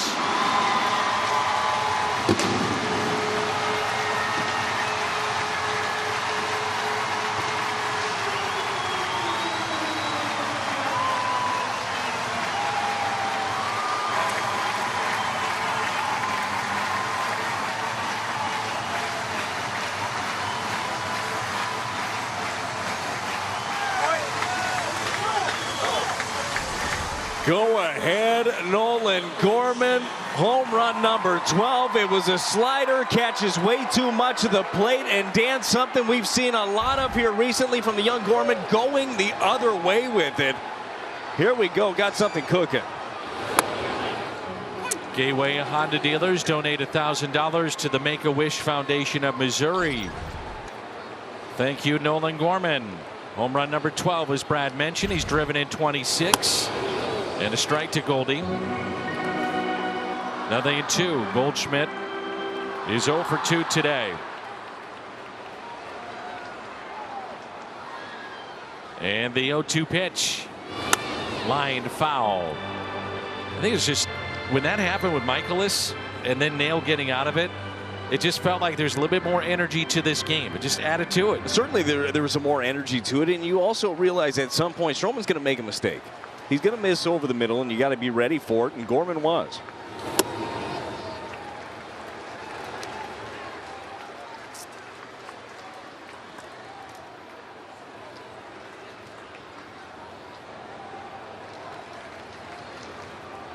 And the 1-2 inside. 2-2. So if the Cardinals hit another, you'd get another $1,000 thanks to the Honda dealers, Gateway Honda dealers, and the Make-A-Wish Foundation of Missouri. The 2-2 pitch by Stroman. Pitch number 83. From 0-2 to a full count. And now a little excitement running through the crowd as well.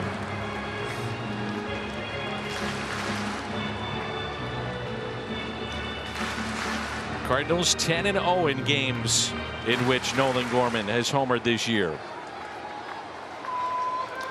3-2 pitch coming up.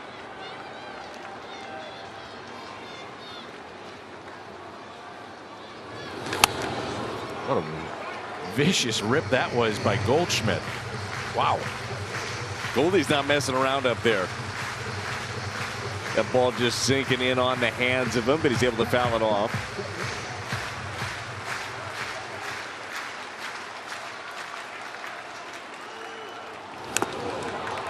Just got a piece.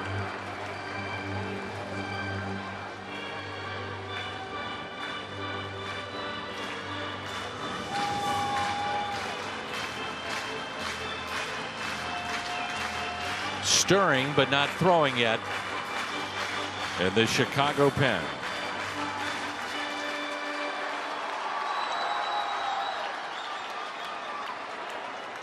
The 3-2 pitch to Paul Goldschmidt. Boy, he's leaving some of these up. Yes, he is. That was a slider. He's trying to go down the way with it. Ends up hanging it. Pitch count escalating now here for Stroman. Well, right when I said that, the bullpen phone rings. They're saying the same thing.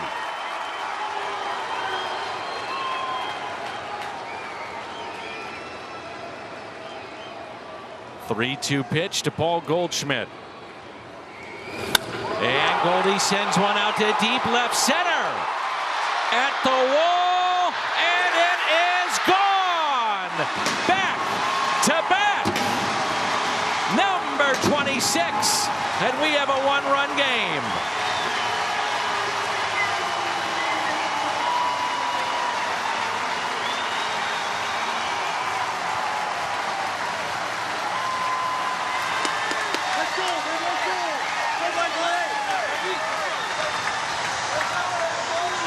How quickly things can change in a ball game where it's been all Cubs. The Cardinals come with back-to-back home runs, fouled off a couple of pitches, and able to drive this sinker out of the ballpark. Ortega loses his glove over the fence. Ourselves a one-run game. Gateway Honda dealers getting a couple of blasts in this 7th inning. $2,000 for the Make-A-Wish Foundation of Missouri. I love the reaction of the fan without the glove, like, oh, it's there. And the guy to my right, he's got the glove and he gets it. Why didn't I bring a glove? Back-to-back home runs. And here is Nolan Arenado. Arenado, a line drive out to deep left field, and it's down. The tying run in scoring position.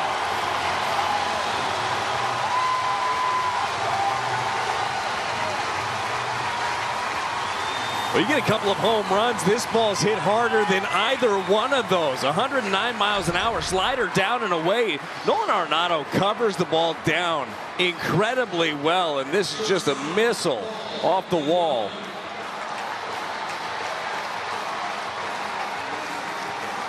It's a ball that Velasquez needs to come up with. Ball's hooking away from him.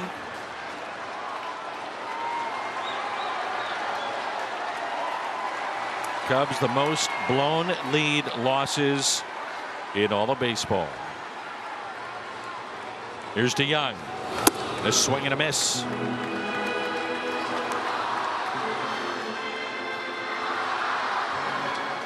Last three exit velocities: Gorman, Goldie, Arenado, 107, 108, 109. Tying run in scoring position. The 0-1. And DeYoung sends it out to center. It's well hit. Arenado will tag up. Catch made at the track, and the tying run at third with just one down.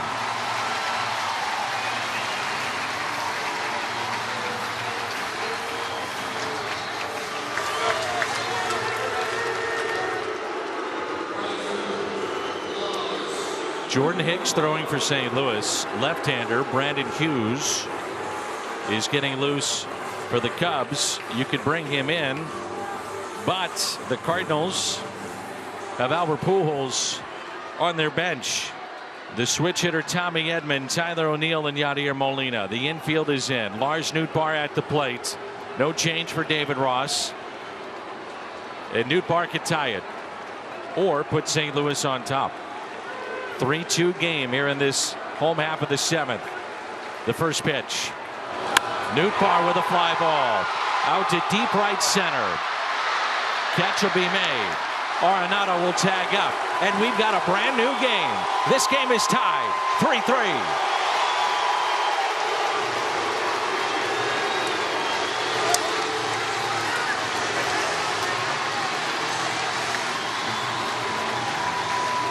How about that? A couple of home runs. Gorman and Goldie go back-to-back. Arenado with the double and then manufacturing some runs. DeYoung hits the one deep. Arenado able to tag up, and Newt gets it done. Warning track to bring in the tying run on Arenado. How about that? And that'll be it. So pitching change. Dickerson up. And they will go with the lefty coming in. That'll be Brandon Hughes. Stroman outstanding here today, but runs into trouble in the 7th. The Cardinals have tied it up in game 1 of this doubleheader. In to face the pinch hitting Tyler O'Neill. Tied here in the home half of the 7th. Now 3-3. Cardinals trailed 3-0 coming into this inning. They've tied it up. And here's O'Neill.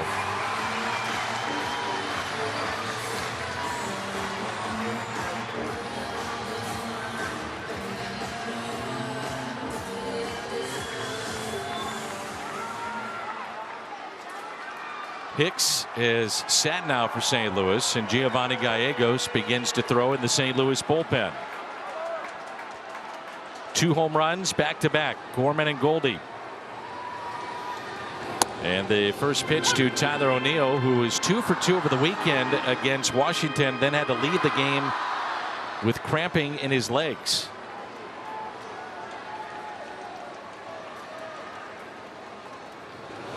And the 0-1 is hit out of play.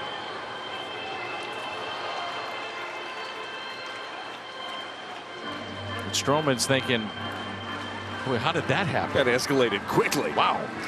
It happens, and all it took was a couple of pitches to be up in the zone that the Cardinals were able to jump on. O'Neill lines it into the glove, though, of the second baseman, David Bowie. So Bowie puts it away, and the Cardinals have tied it up. Ollie's loving it. It started with Nolan Gorman. Then Goldie. And Lars, a sac fly, 3-3. To go back-to-back. Nolan Gorman, Paul Goldschmidt. The Budweiser plays of the game. That's into left center. Goldie, another home run. He's been red hot all year. But then some of the stretches have just been ridiculous, like the one he's in right now. That's number 26. He is definitely in one. I just love the way that it happened right there. For Nolan Gorman, it was a first pitch slider that he was able to recognize, drive that way. For Goldie, it was a 3-2 sinker that was up. He fouled off a couple of pitches to even get to that spot where he could have Stroman make the mistake to him. Then they manufacture the next one after the Arenado double. Whole new ball game. Gallegos in for St. Louis, and if the Cardinals come back and win this game, right now one of the unsung heroes is James Nail. He came in last inning with 1 out, 2 on, runners at the corners, got the final 2 outs with no run scoring. It's a great call, and you mentioned it at the time, felt like a momentum shifting play, got the tapper back to him, able to cut down the runner at the plate. They got another ground ball. Nice job. Suzuki, Horner, Wisdom for the Cubs in their half of the 8th, and now we're tied 3-3.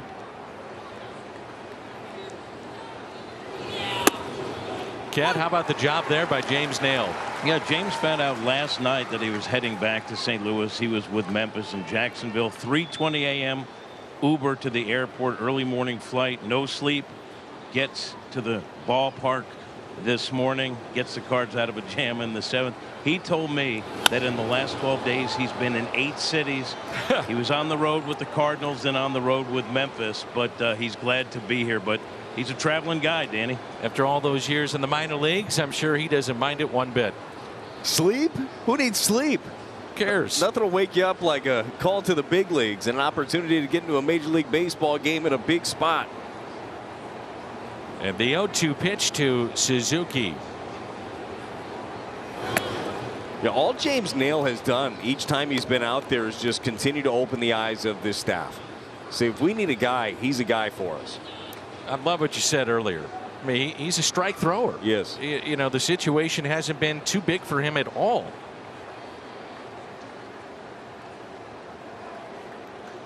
And the 1-2 pitch to Seiya Suzuki. Upstairs.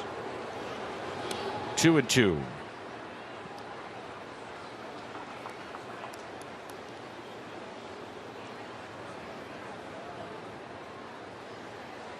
The Pirates have come back against the Brewers. They're tied 3-3. That's in the bottom of the 9th. Pirates looking for just their 2nd series sweep. Put in play. DeYoung to his right. Low throw, and it gets away. Stays in play, and Suzuki is aboard.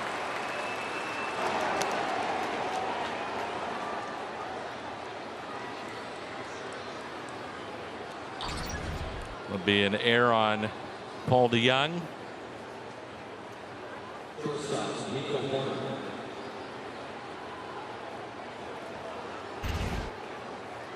Here's Nico Horner, who is 2 for 3. Singled on an 0-2 pitch to right field in the 4th and a base hit to center in the 6th.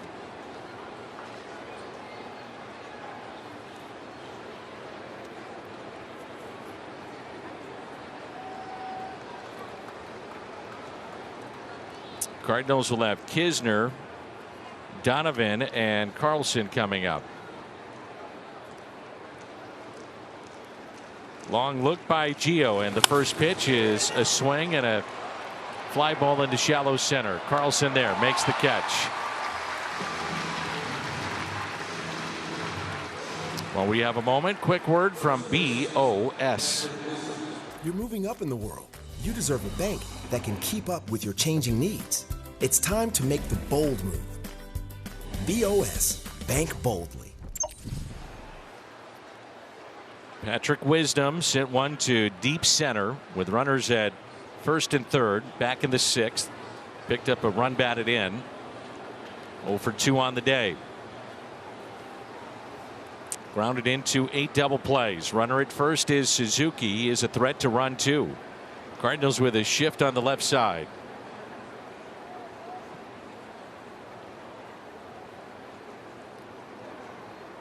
The first pitch. Popped foul on a play.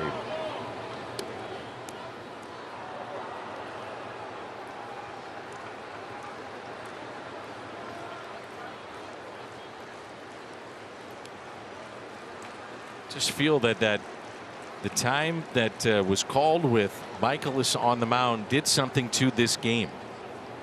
Got a little energy in it, didn't it? Got the juices flowing. You had Michaelis fired up. Ollie fired up. There's an 0-1 pitch. Good pitch.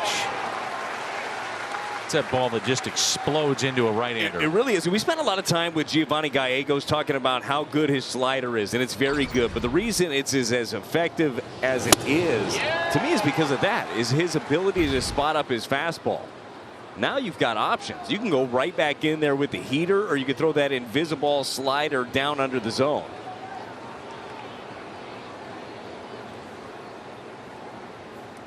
And the 0-2 pitch. Instead, a check on Suzuki.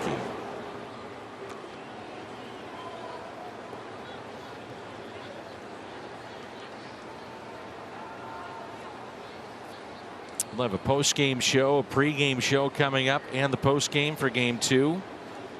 6:45 our first pitch, and we've got a dandy here in Game 1.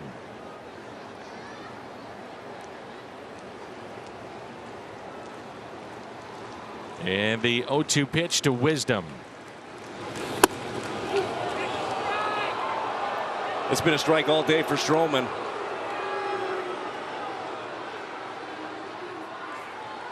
Ollie, beginning of the game, I say the beginning, first few innings, was on the home plate umpire with that pitch. He thought it was low, but flip side, he doesn't get the call there.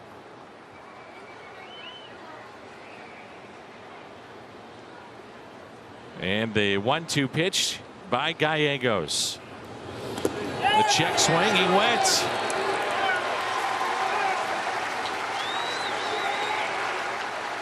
And Wisdom having words with the home plate umpire. Yeah, Patrick Wisdom is saying at the very least, why don't you just check? So doesn't get the call on the fastball, spotted at the bottom of the zone, goes right back to the slider. Does look like Wisdom did go. He wasn't happy about it, but a nice job there, first of all, by Gio to make the pitch. Kisner to keep it right in front. Zach McKinstry. Cardinals will face the lefty Hughes. No one throwing currently for the Cubs in their pen. The shift on the right side. And the first pitch taken low.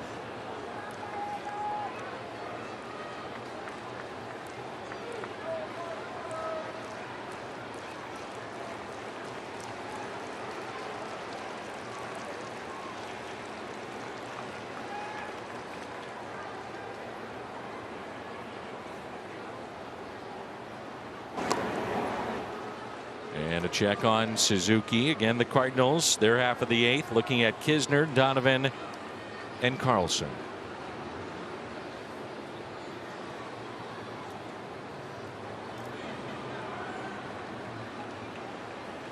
The 1-0 pitch by Giovanni Gallegos. Popped up left side. Donovan is over. Foul territory and out of room. Catch made by Fan, brought a glove, and a Suzuki fan.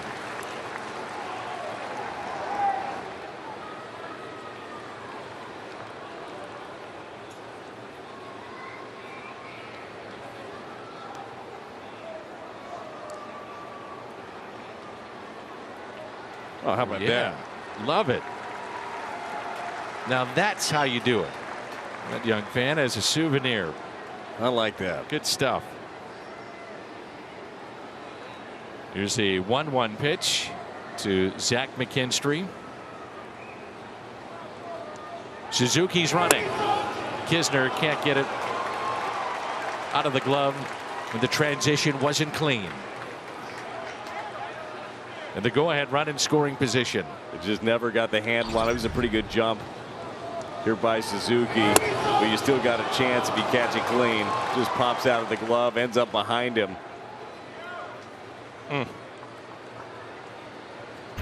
Good trick if you can master it. That's a heck of a trick. A lot of parties do those kind of things. Check swing, and he went 2-2. Good slider. Right back into the count, even it up. I know that's how you used to travel to college parties. Always had a baseball in your pocket just in case you needed to show off. Just in case. Card tricks. Never know. Actually did animals with the balloons. You were basically the Carrot Top of college, had props for everything. You betcha. And it paid off. The 2-2. And it's pulled down the right field line.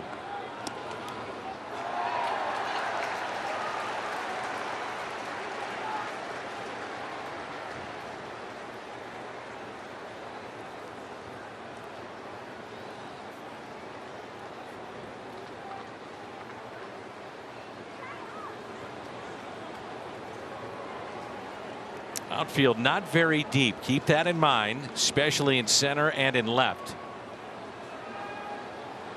And the 2-2 pitch by Giovanni Gallegos. Popped up again. Donovan hustling over, but that'll find the seats out of play.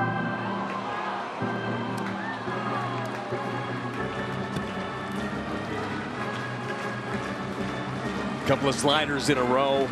That Giovanni Gallegos just leaving up enough for McKinstry to be able to foul off. I think if he starts that one middle down under the plate, he's going to get him to swing over it.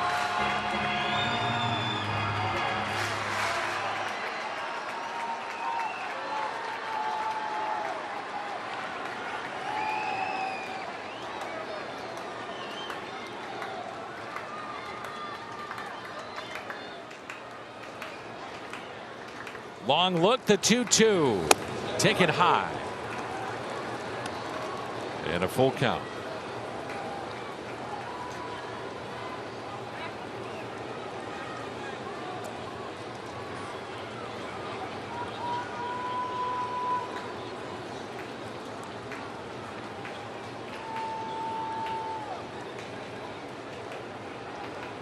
Three-two pitch. Go ahead run at second base.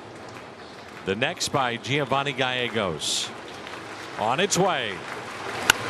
Popped up. This time will it stay in play? Donovan is over. He's got it.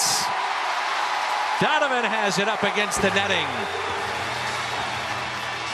Kisner, Donovan, Carlson coming up. We're tied at 3. Stroman 6 2/3. Cardinals were trailing 3-0 in this game. Contreras a big day. Michael is 6 1/3. Gorman a home run. You have Tommy Edman pinch hitting for Kisner. Albert Pujols has moved to the on deck circle. And Tommy on the first pitch pops it up. It's going to be caught. Wisdom. And here comes Albert.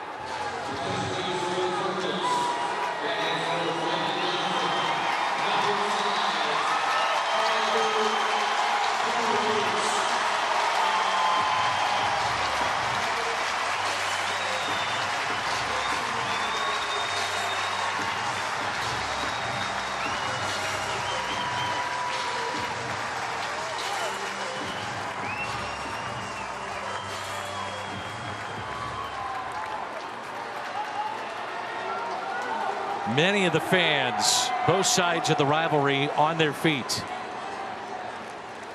And Pujols on the first pitch looks at a strike. He's at 686 home runs, 5th all time. And looking to break a 3-3 tie. The 0-1. 0-2. It's hit safely in 9 of his last 11 with 3 multi-hit games. And the numbers against lefties, which is why they originally brought him in. Yeah, they speak for themselves. Albert, the way he's been swinging it recently, has gotten more at bats against right-handers, but this is his spot here, and he gets hit by the pitch. Got him on the back leg, it looked like. If you're going to pinch run, it would be with a pitcher, because you're left to have Molina come in the game, and that would be it of the available position players for St. Louis.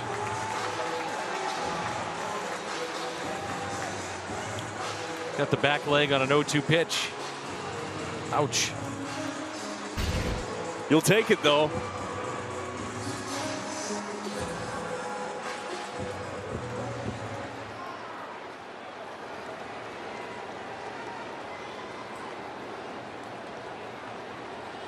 They're still in Carlson. 0 for 3 today. And the first pitch, a strike.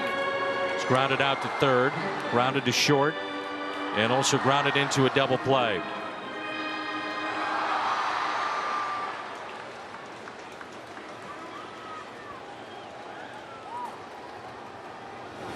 Pulled foul and into the Cubs dugout.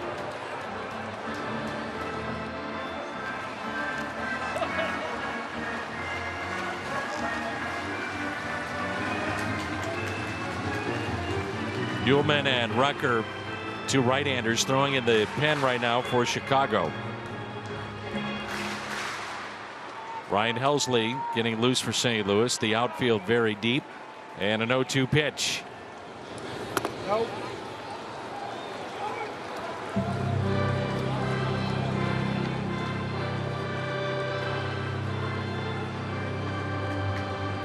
Hughes came in, relief of Stroman. That was to face Tyler O'Neill after the Cardinals had tied it up 3-3 in the 7th. Inside to Dylan Carlson. 2 balls, 2 strikes.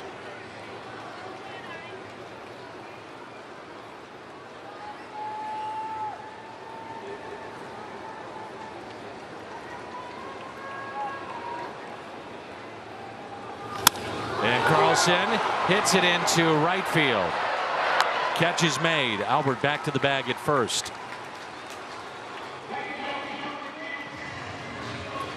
While we have a moment, quick word from Tickets for Less. Tickets for Less. For a better ticketing experience. Best seats, best prices, and no surprises at checkout. Nolan Gorman with a home run back in the 7th to get the Cardinals on the board. And then it was Goldie back to back. Double by Arenado and eventually brought in sac fly by Nootbaar. The young slugger looks at strike 1.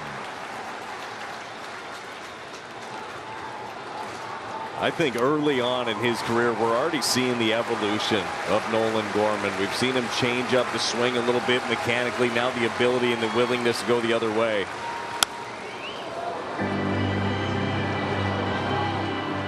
The souvenir, and now 0-2. Cubs will have 8, 9, and 1 in their lineup.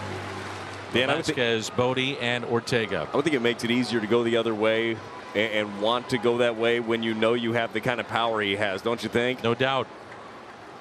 And he's been showing that here recently too. The ability to not only take what's given to him the other way, but then hit it with authority. Yeah, and that's the thing. For a young hitter, you know that the Cardinals want him to be a part of things, and certainly one of the big things they love about him is the home run potential, but he doesn't have to just turn on the ball and hit it off the scoreboard. He can just trust his hands. Find a way to get Goldie up. And a swing and a miss and a strikeout of Nolan Gorman. We head to the 9th. The Cubs and the Cardinals in game 1 of a doubleheader. We're tied at 3. Takes over the catching duties. Tommy Edman staying in the game. He's at third base. And the new pitcher is the all-star, and that is Ryan Helsley, who's had just a marvelous 2022 campaign. A .64 ERA. The average against him is a paltry 101. And so he is into the game for St. Louis, and he'll face 8, 9, and 1 for the Cubs. Ryan Helsley last pitched against the Nationals. That was in the game that Andre Palante went 8+, ended up leaving the game with runners on second and third, and Ryan Helsley left him sitting right there at second and third. The guy has just been unhittable so far this year. It was Sunday, and he was awesome. That's where he has been so good in getting those inherited runners and leaving them stranded.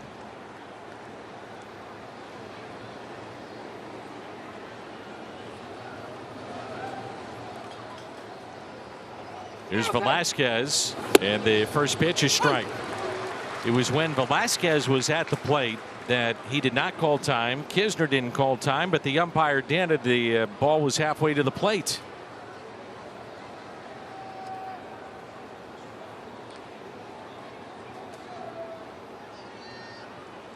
Here's the 0-1.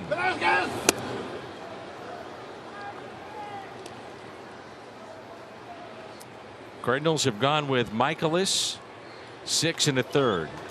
Nail came in with 1 out, 2 on in the 7th. Runners at the corners, got out of it. 2/3 of an inning. Gallegos a scoreless 8th, and now Ryan Helsley. And the 1-1. Now 1-2.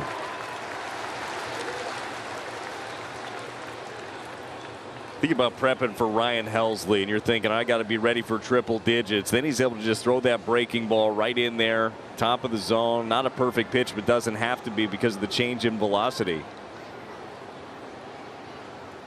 Cardinals will have Goldie, Arenado, and Young in the 9th. Their half. And the 1-2 pitch.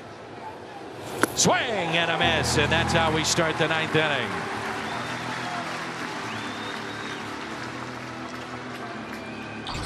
So he throws the breaking ball at the top of the zone for a strike. Then he throws the tight one down and away, gets the swing and miss. Again, gearing up for fastball, you get that. I don't know how you cover both. Just thinking ahead, if you have a 1-2-3 and if the Cardinals can't score, can Helsley go back out for another inning? And that's something that we'll hopefully not have to find out about, but it's something you do keep in mind. Don't want to find out about it, but absolutely would want him back out there. Bodie on the first pitch. Popped up. Goldschmidt foul territory in the catch.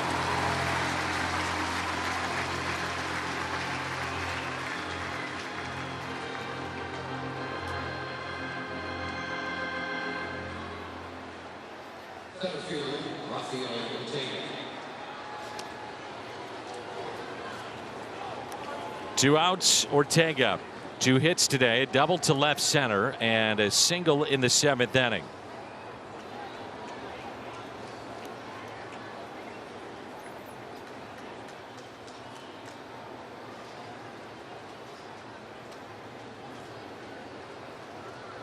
Five pitches, 2 outs for Ryan Helsley here in this top of the 9th, the 3-3 game. First pitch, strike 1.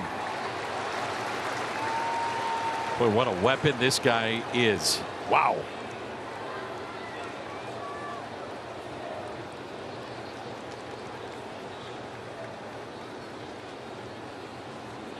And the 0-1 pitch. Nothing at 2. 1-0-1 from Helsley.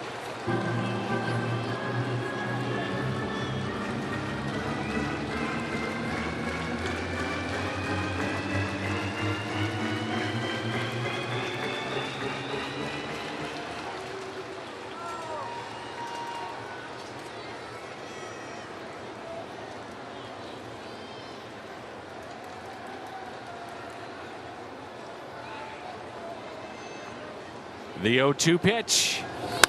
Hit out of play.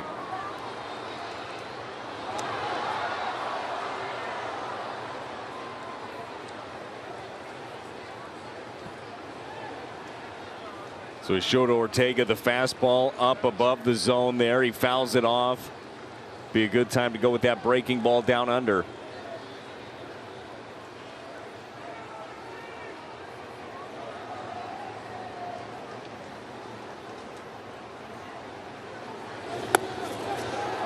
Just missed.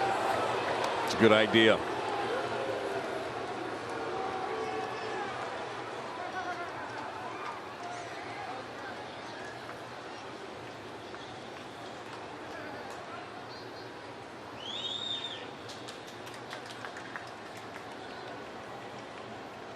One ball and 2 strikes. Into center. Carlson won't get there. And Ortega reaches this 3rd hit today.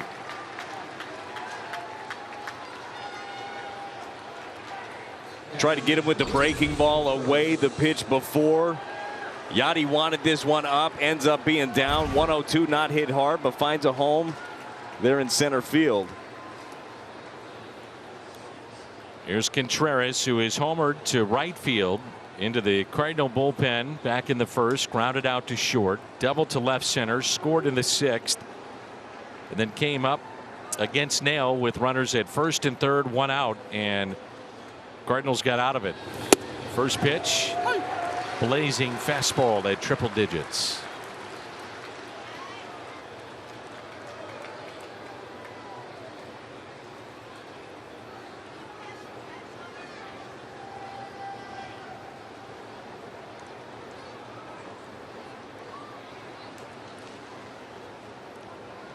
The 0-1.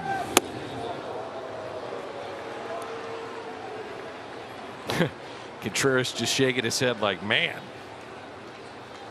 Woo. I don't blame him.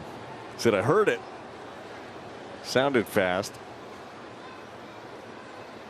Outfield deep. Ortega, the runner at first base. 1 ball and 1 strike.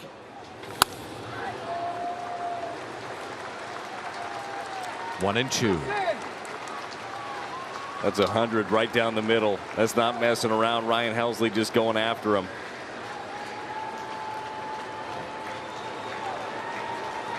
And the crowd comes alive.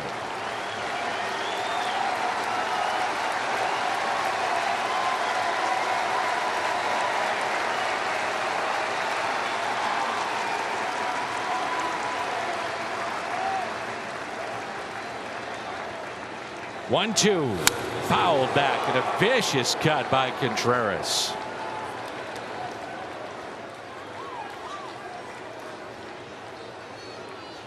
Power on power right here. Ryan Helsley lets it rip. So does Contreras. You've got him sped up with a bunch of fastballs. Does he think about pulling a string here?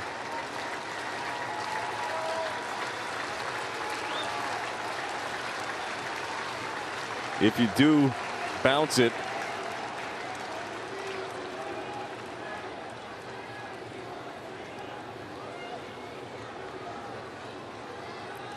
inning started with a strikeout of Velasquez. Bodie popped out to Goldie. Ortega, the 2-strike base hit to center. 1-2 on Contreras. Helsley is set. Swing and a miss.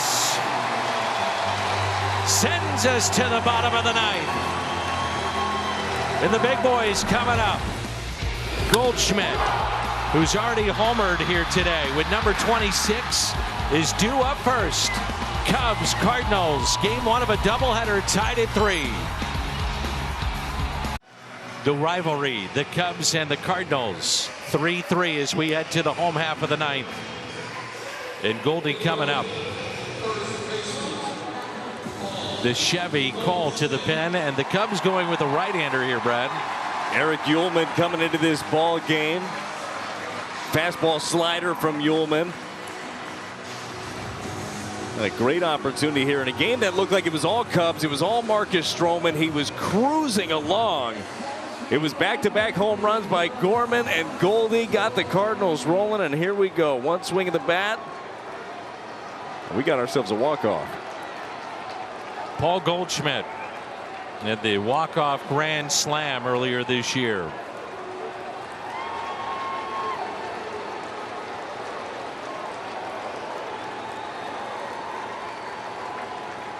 The first pitch taken for a strike on the inside corner. The Brewers lose on a walk-off wild pitch by Matt Bush. A sweep by the Pirates. The 0-1. Fouled back. 0-2.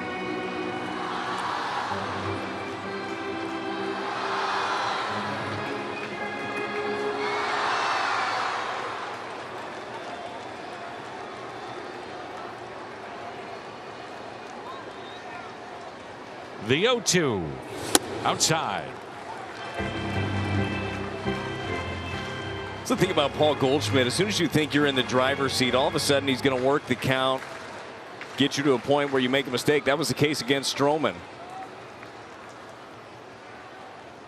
And the 1-2 pitch. Goldie puts it in play to short. And the first out here in the home half of the ninth. So the Cardinals updated standings just a game out. Could be a half game after this one is through. And then a chance to move into a tie for first place if you win this game.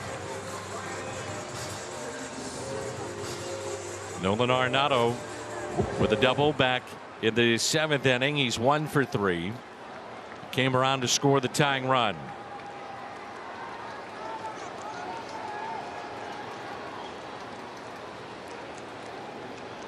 One out, nobody on.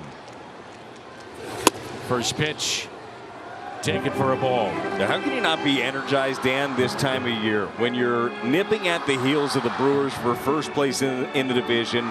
You went out and made 2 moves for a couple of starting pitchers. You also solidified your bullpen with Chris Stratton. Well, you're ready to roll. Well, Nolan Arenado does not have a walk-off homer with the Cardinals. Maybe it's time to change that.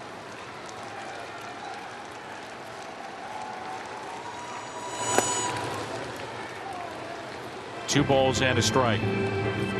And to me, he has looked locked in for the last, I'd say, 3 to 4 weeks at least. The numbers definitely bear it out for Nolan Arenado. He's seeing the ball really well, driving everything. The 2-1.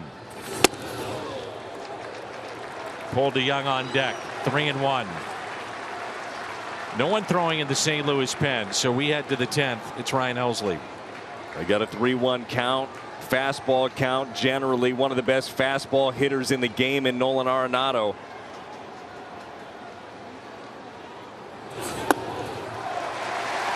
The winning run is aboard.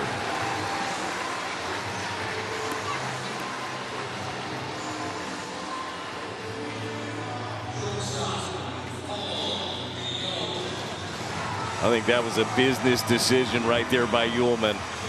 He thinks, all right, I fell behind. I'll see if I can get him to chase on a slider, but not going to give him that cookie fastball that Nolan Arenado wanted.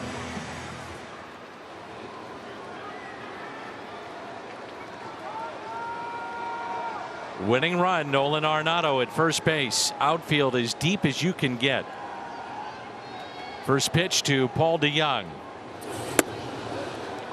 DeJong has struck out twice and fly to center.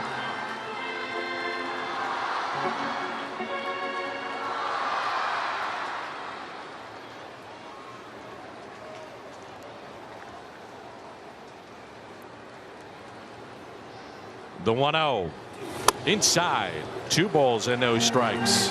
They're going to talk it over here with Nootbaar on deck.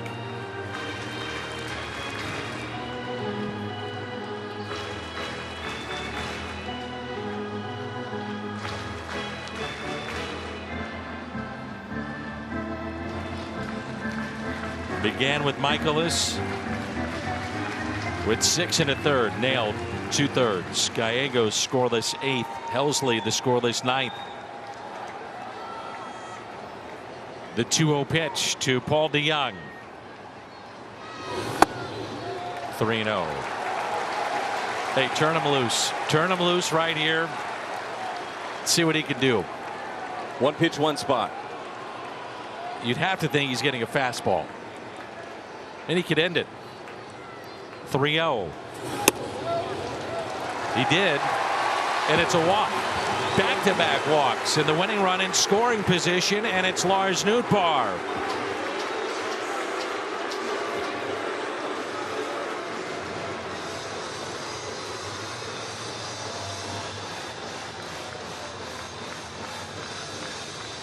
Runners at first and second. Nootbaar tied the game with a sac fly and his 18th run batted in back in the 7th. Cardinals have no available position players on their bench.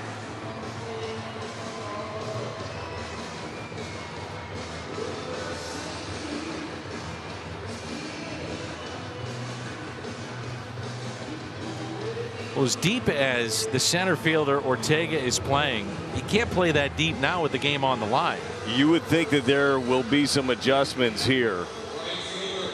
I hope there are not. But you dump a single in. Game over. Yes. I know that Nolan Arenado might not be the fastest guy on the team, but he can score if you're that deep. I mean, they've moved in a step or two, but not that much. Well, he sees it too. He's going to end up getting a good jump. Anything goes that way. And the first pitch to Nootbaar. Take it for a strike. That's way under the zone. He had a pitch called against him earlier too, in an at bat that he eventually struck out on back in the 5th. The 0-1 pitch to Lars Nootbaar. On its way.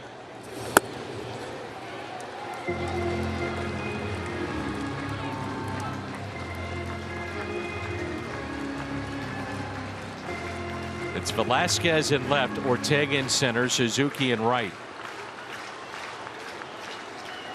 Arenado represents the winning run. Inside, 2 balls, 1 strike. Tyler O'Neill on deck. With some anxious moments here in this ninth.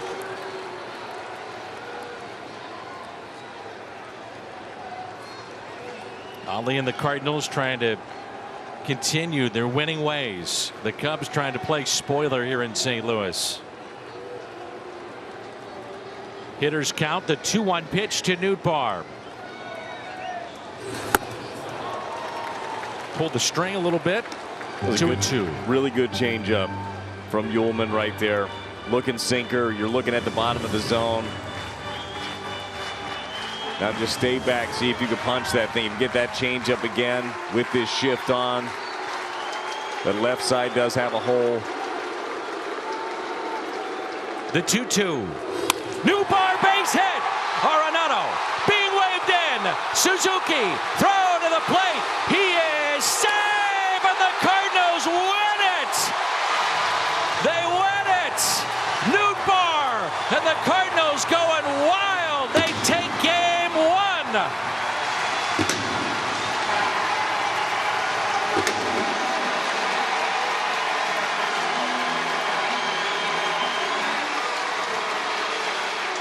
In a game that looked like it was all Cubs, the Cardinals battle back. They get 3 in the 7th and then walk it off with Newt. Got himself a fastball up in the zone after a really good changeup down. Ullman decided to see if he can sneak one by him. They're not sneaking a fastball in the upper half of the zone by Newt. Nolan Arenado, he's on his horse. What a game.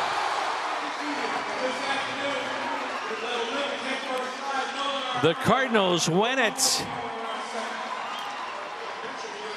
with Lars Nootbaar, one of the most popular players on this team, and seeing that reaction will tell you everything you need to know. They love him. Absolutely love him. And Newt is just another one of those guys. Every time you see him, he's got a smile on his face, and he's always doing something to help the ball club, and no bigger help than that one right there.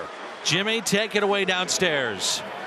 Newt, the walk-off base hit, so take us through that at bat. Yeah, I mean, he walked Nolan on 5, Paulie on 4. I was going to try to take your time. You catch your breath. Yeah, thank you. I was going to make sure he was going to give me something to hit. First pitch, I thought I was a little down.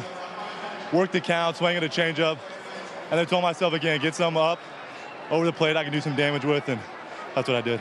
We talked about this. This season got off to a slow start for you, but over your last, 14, 15 games, you're hitting about 400. What's been the difference? Yeah, I mean, sticking to the approach, obviously working hard, and staying within myself, grinding out at bats. That's our team motto right now. Just kind of, it's August, so we're grinding. So keep grinding out at bats and doing what we can. What's that feeling like coming through and then getting mobbed by your teammates? Oh, it's the best. It's the best. Seeing Nolan dive on the home right there, it's a pretty cool moment. I made him run a little harder than he needed to, so I owe him some. Huge win for you guys because you're down 3-0. Obviously, you want to keep the winning ways going. Yeah, no doubt. So coming into today, obviously we got 2 today, so get another one later tonight, but always going to get this one. Newt, thanks for the time. Thank you. Danny, don't forget nutrition. It works. I love it, Jimmy. Great job. Nootbaar and the Cardinals, something going on right now. They're starting to have some fun. Nootbaar, the walk-off hit. Arenado scores. At Busch Stadium erupted. Hey, why not just do this again? Why not? Game 2 coming up and a post-game show. The Cardinals down by 3, but yet they win it 4-3 over the Cubs.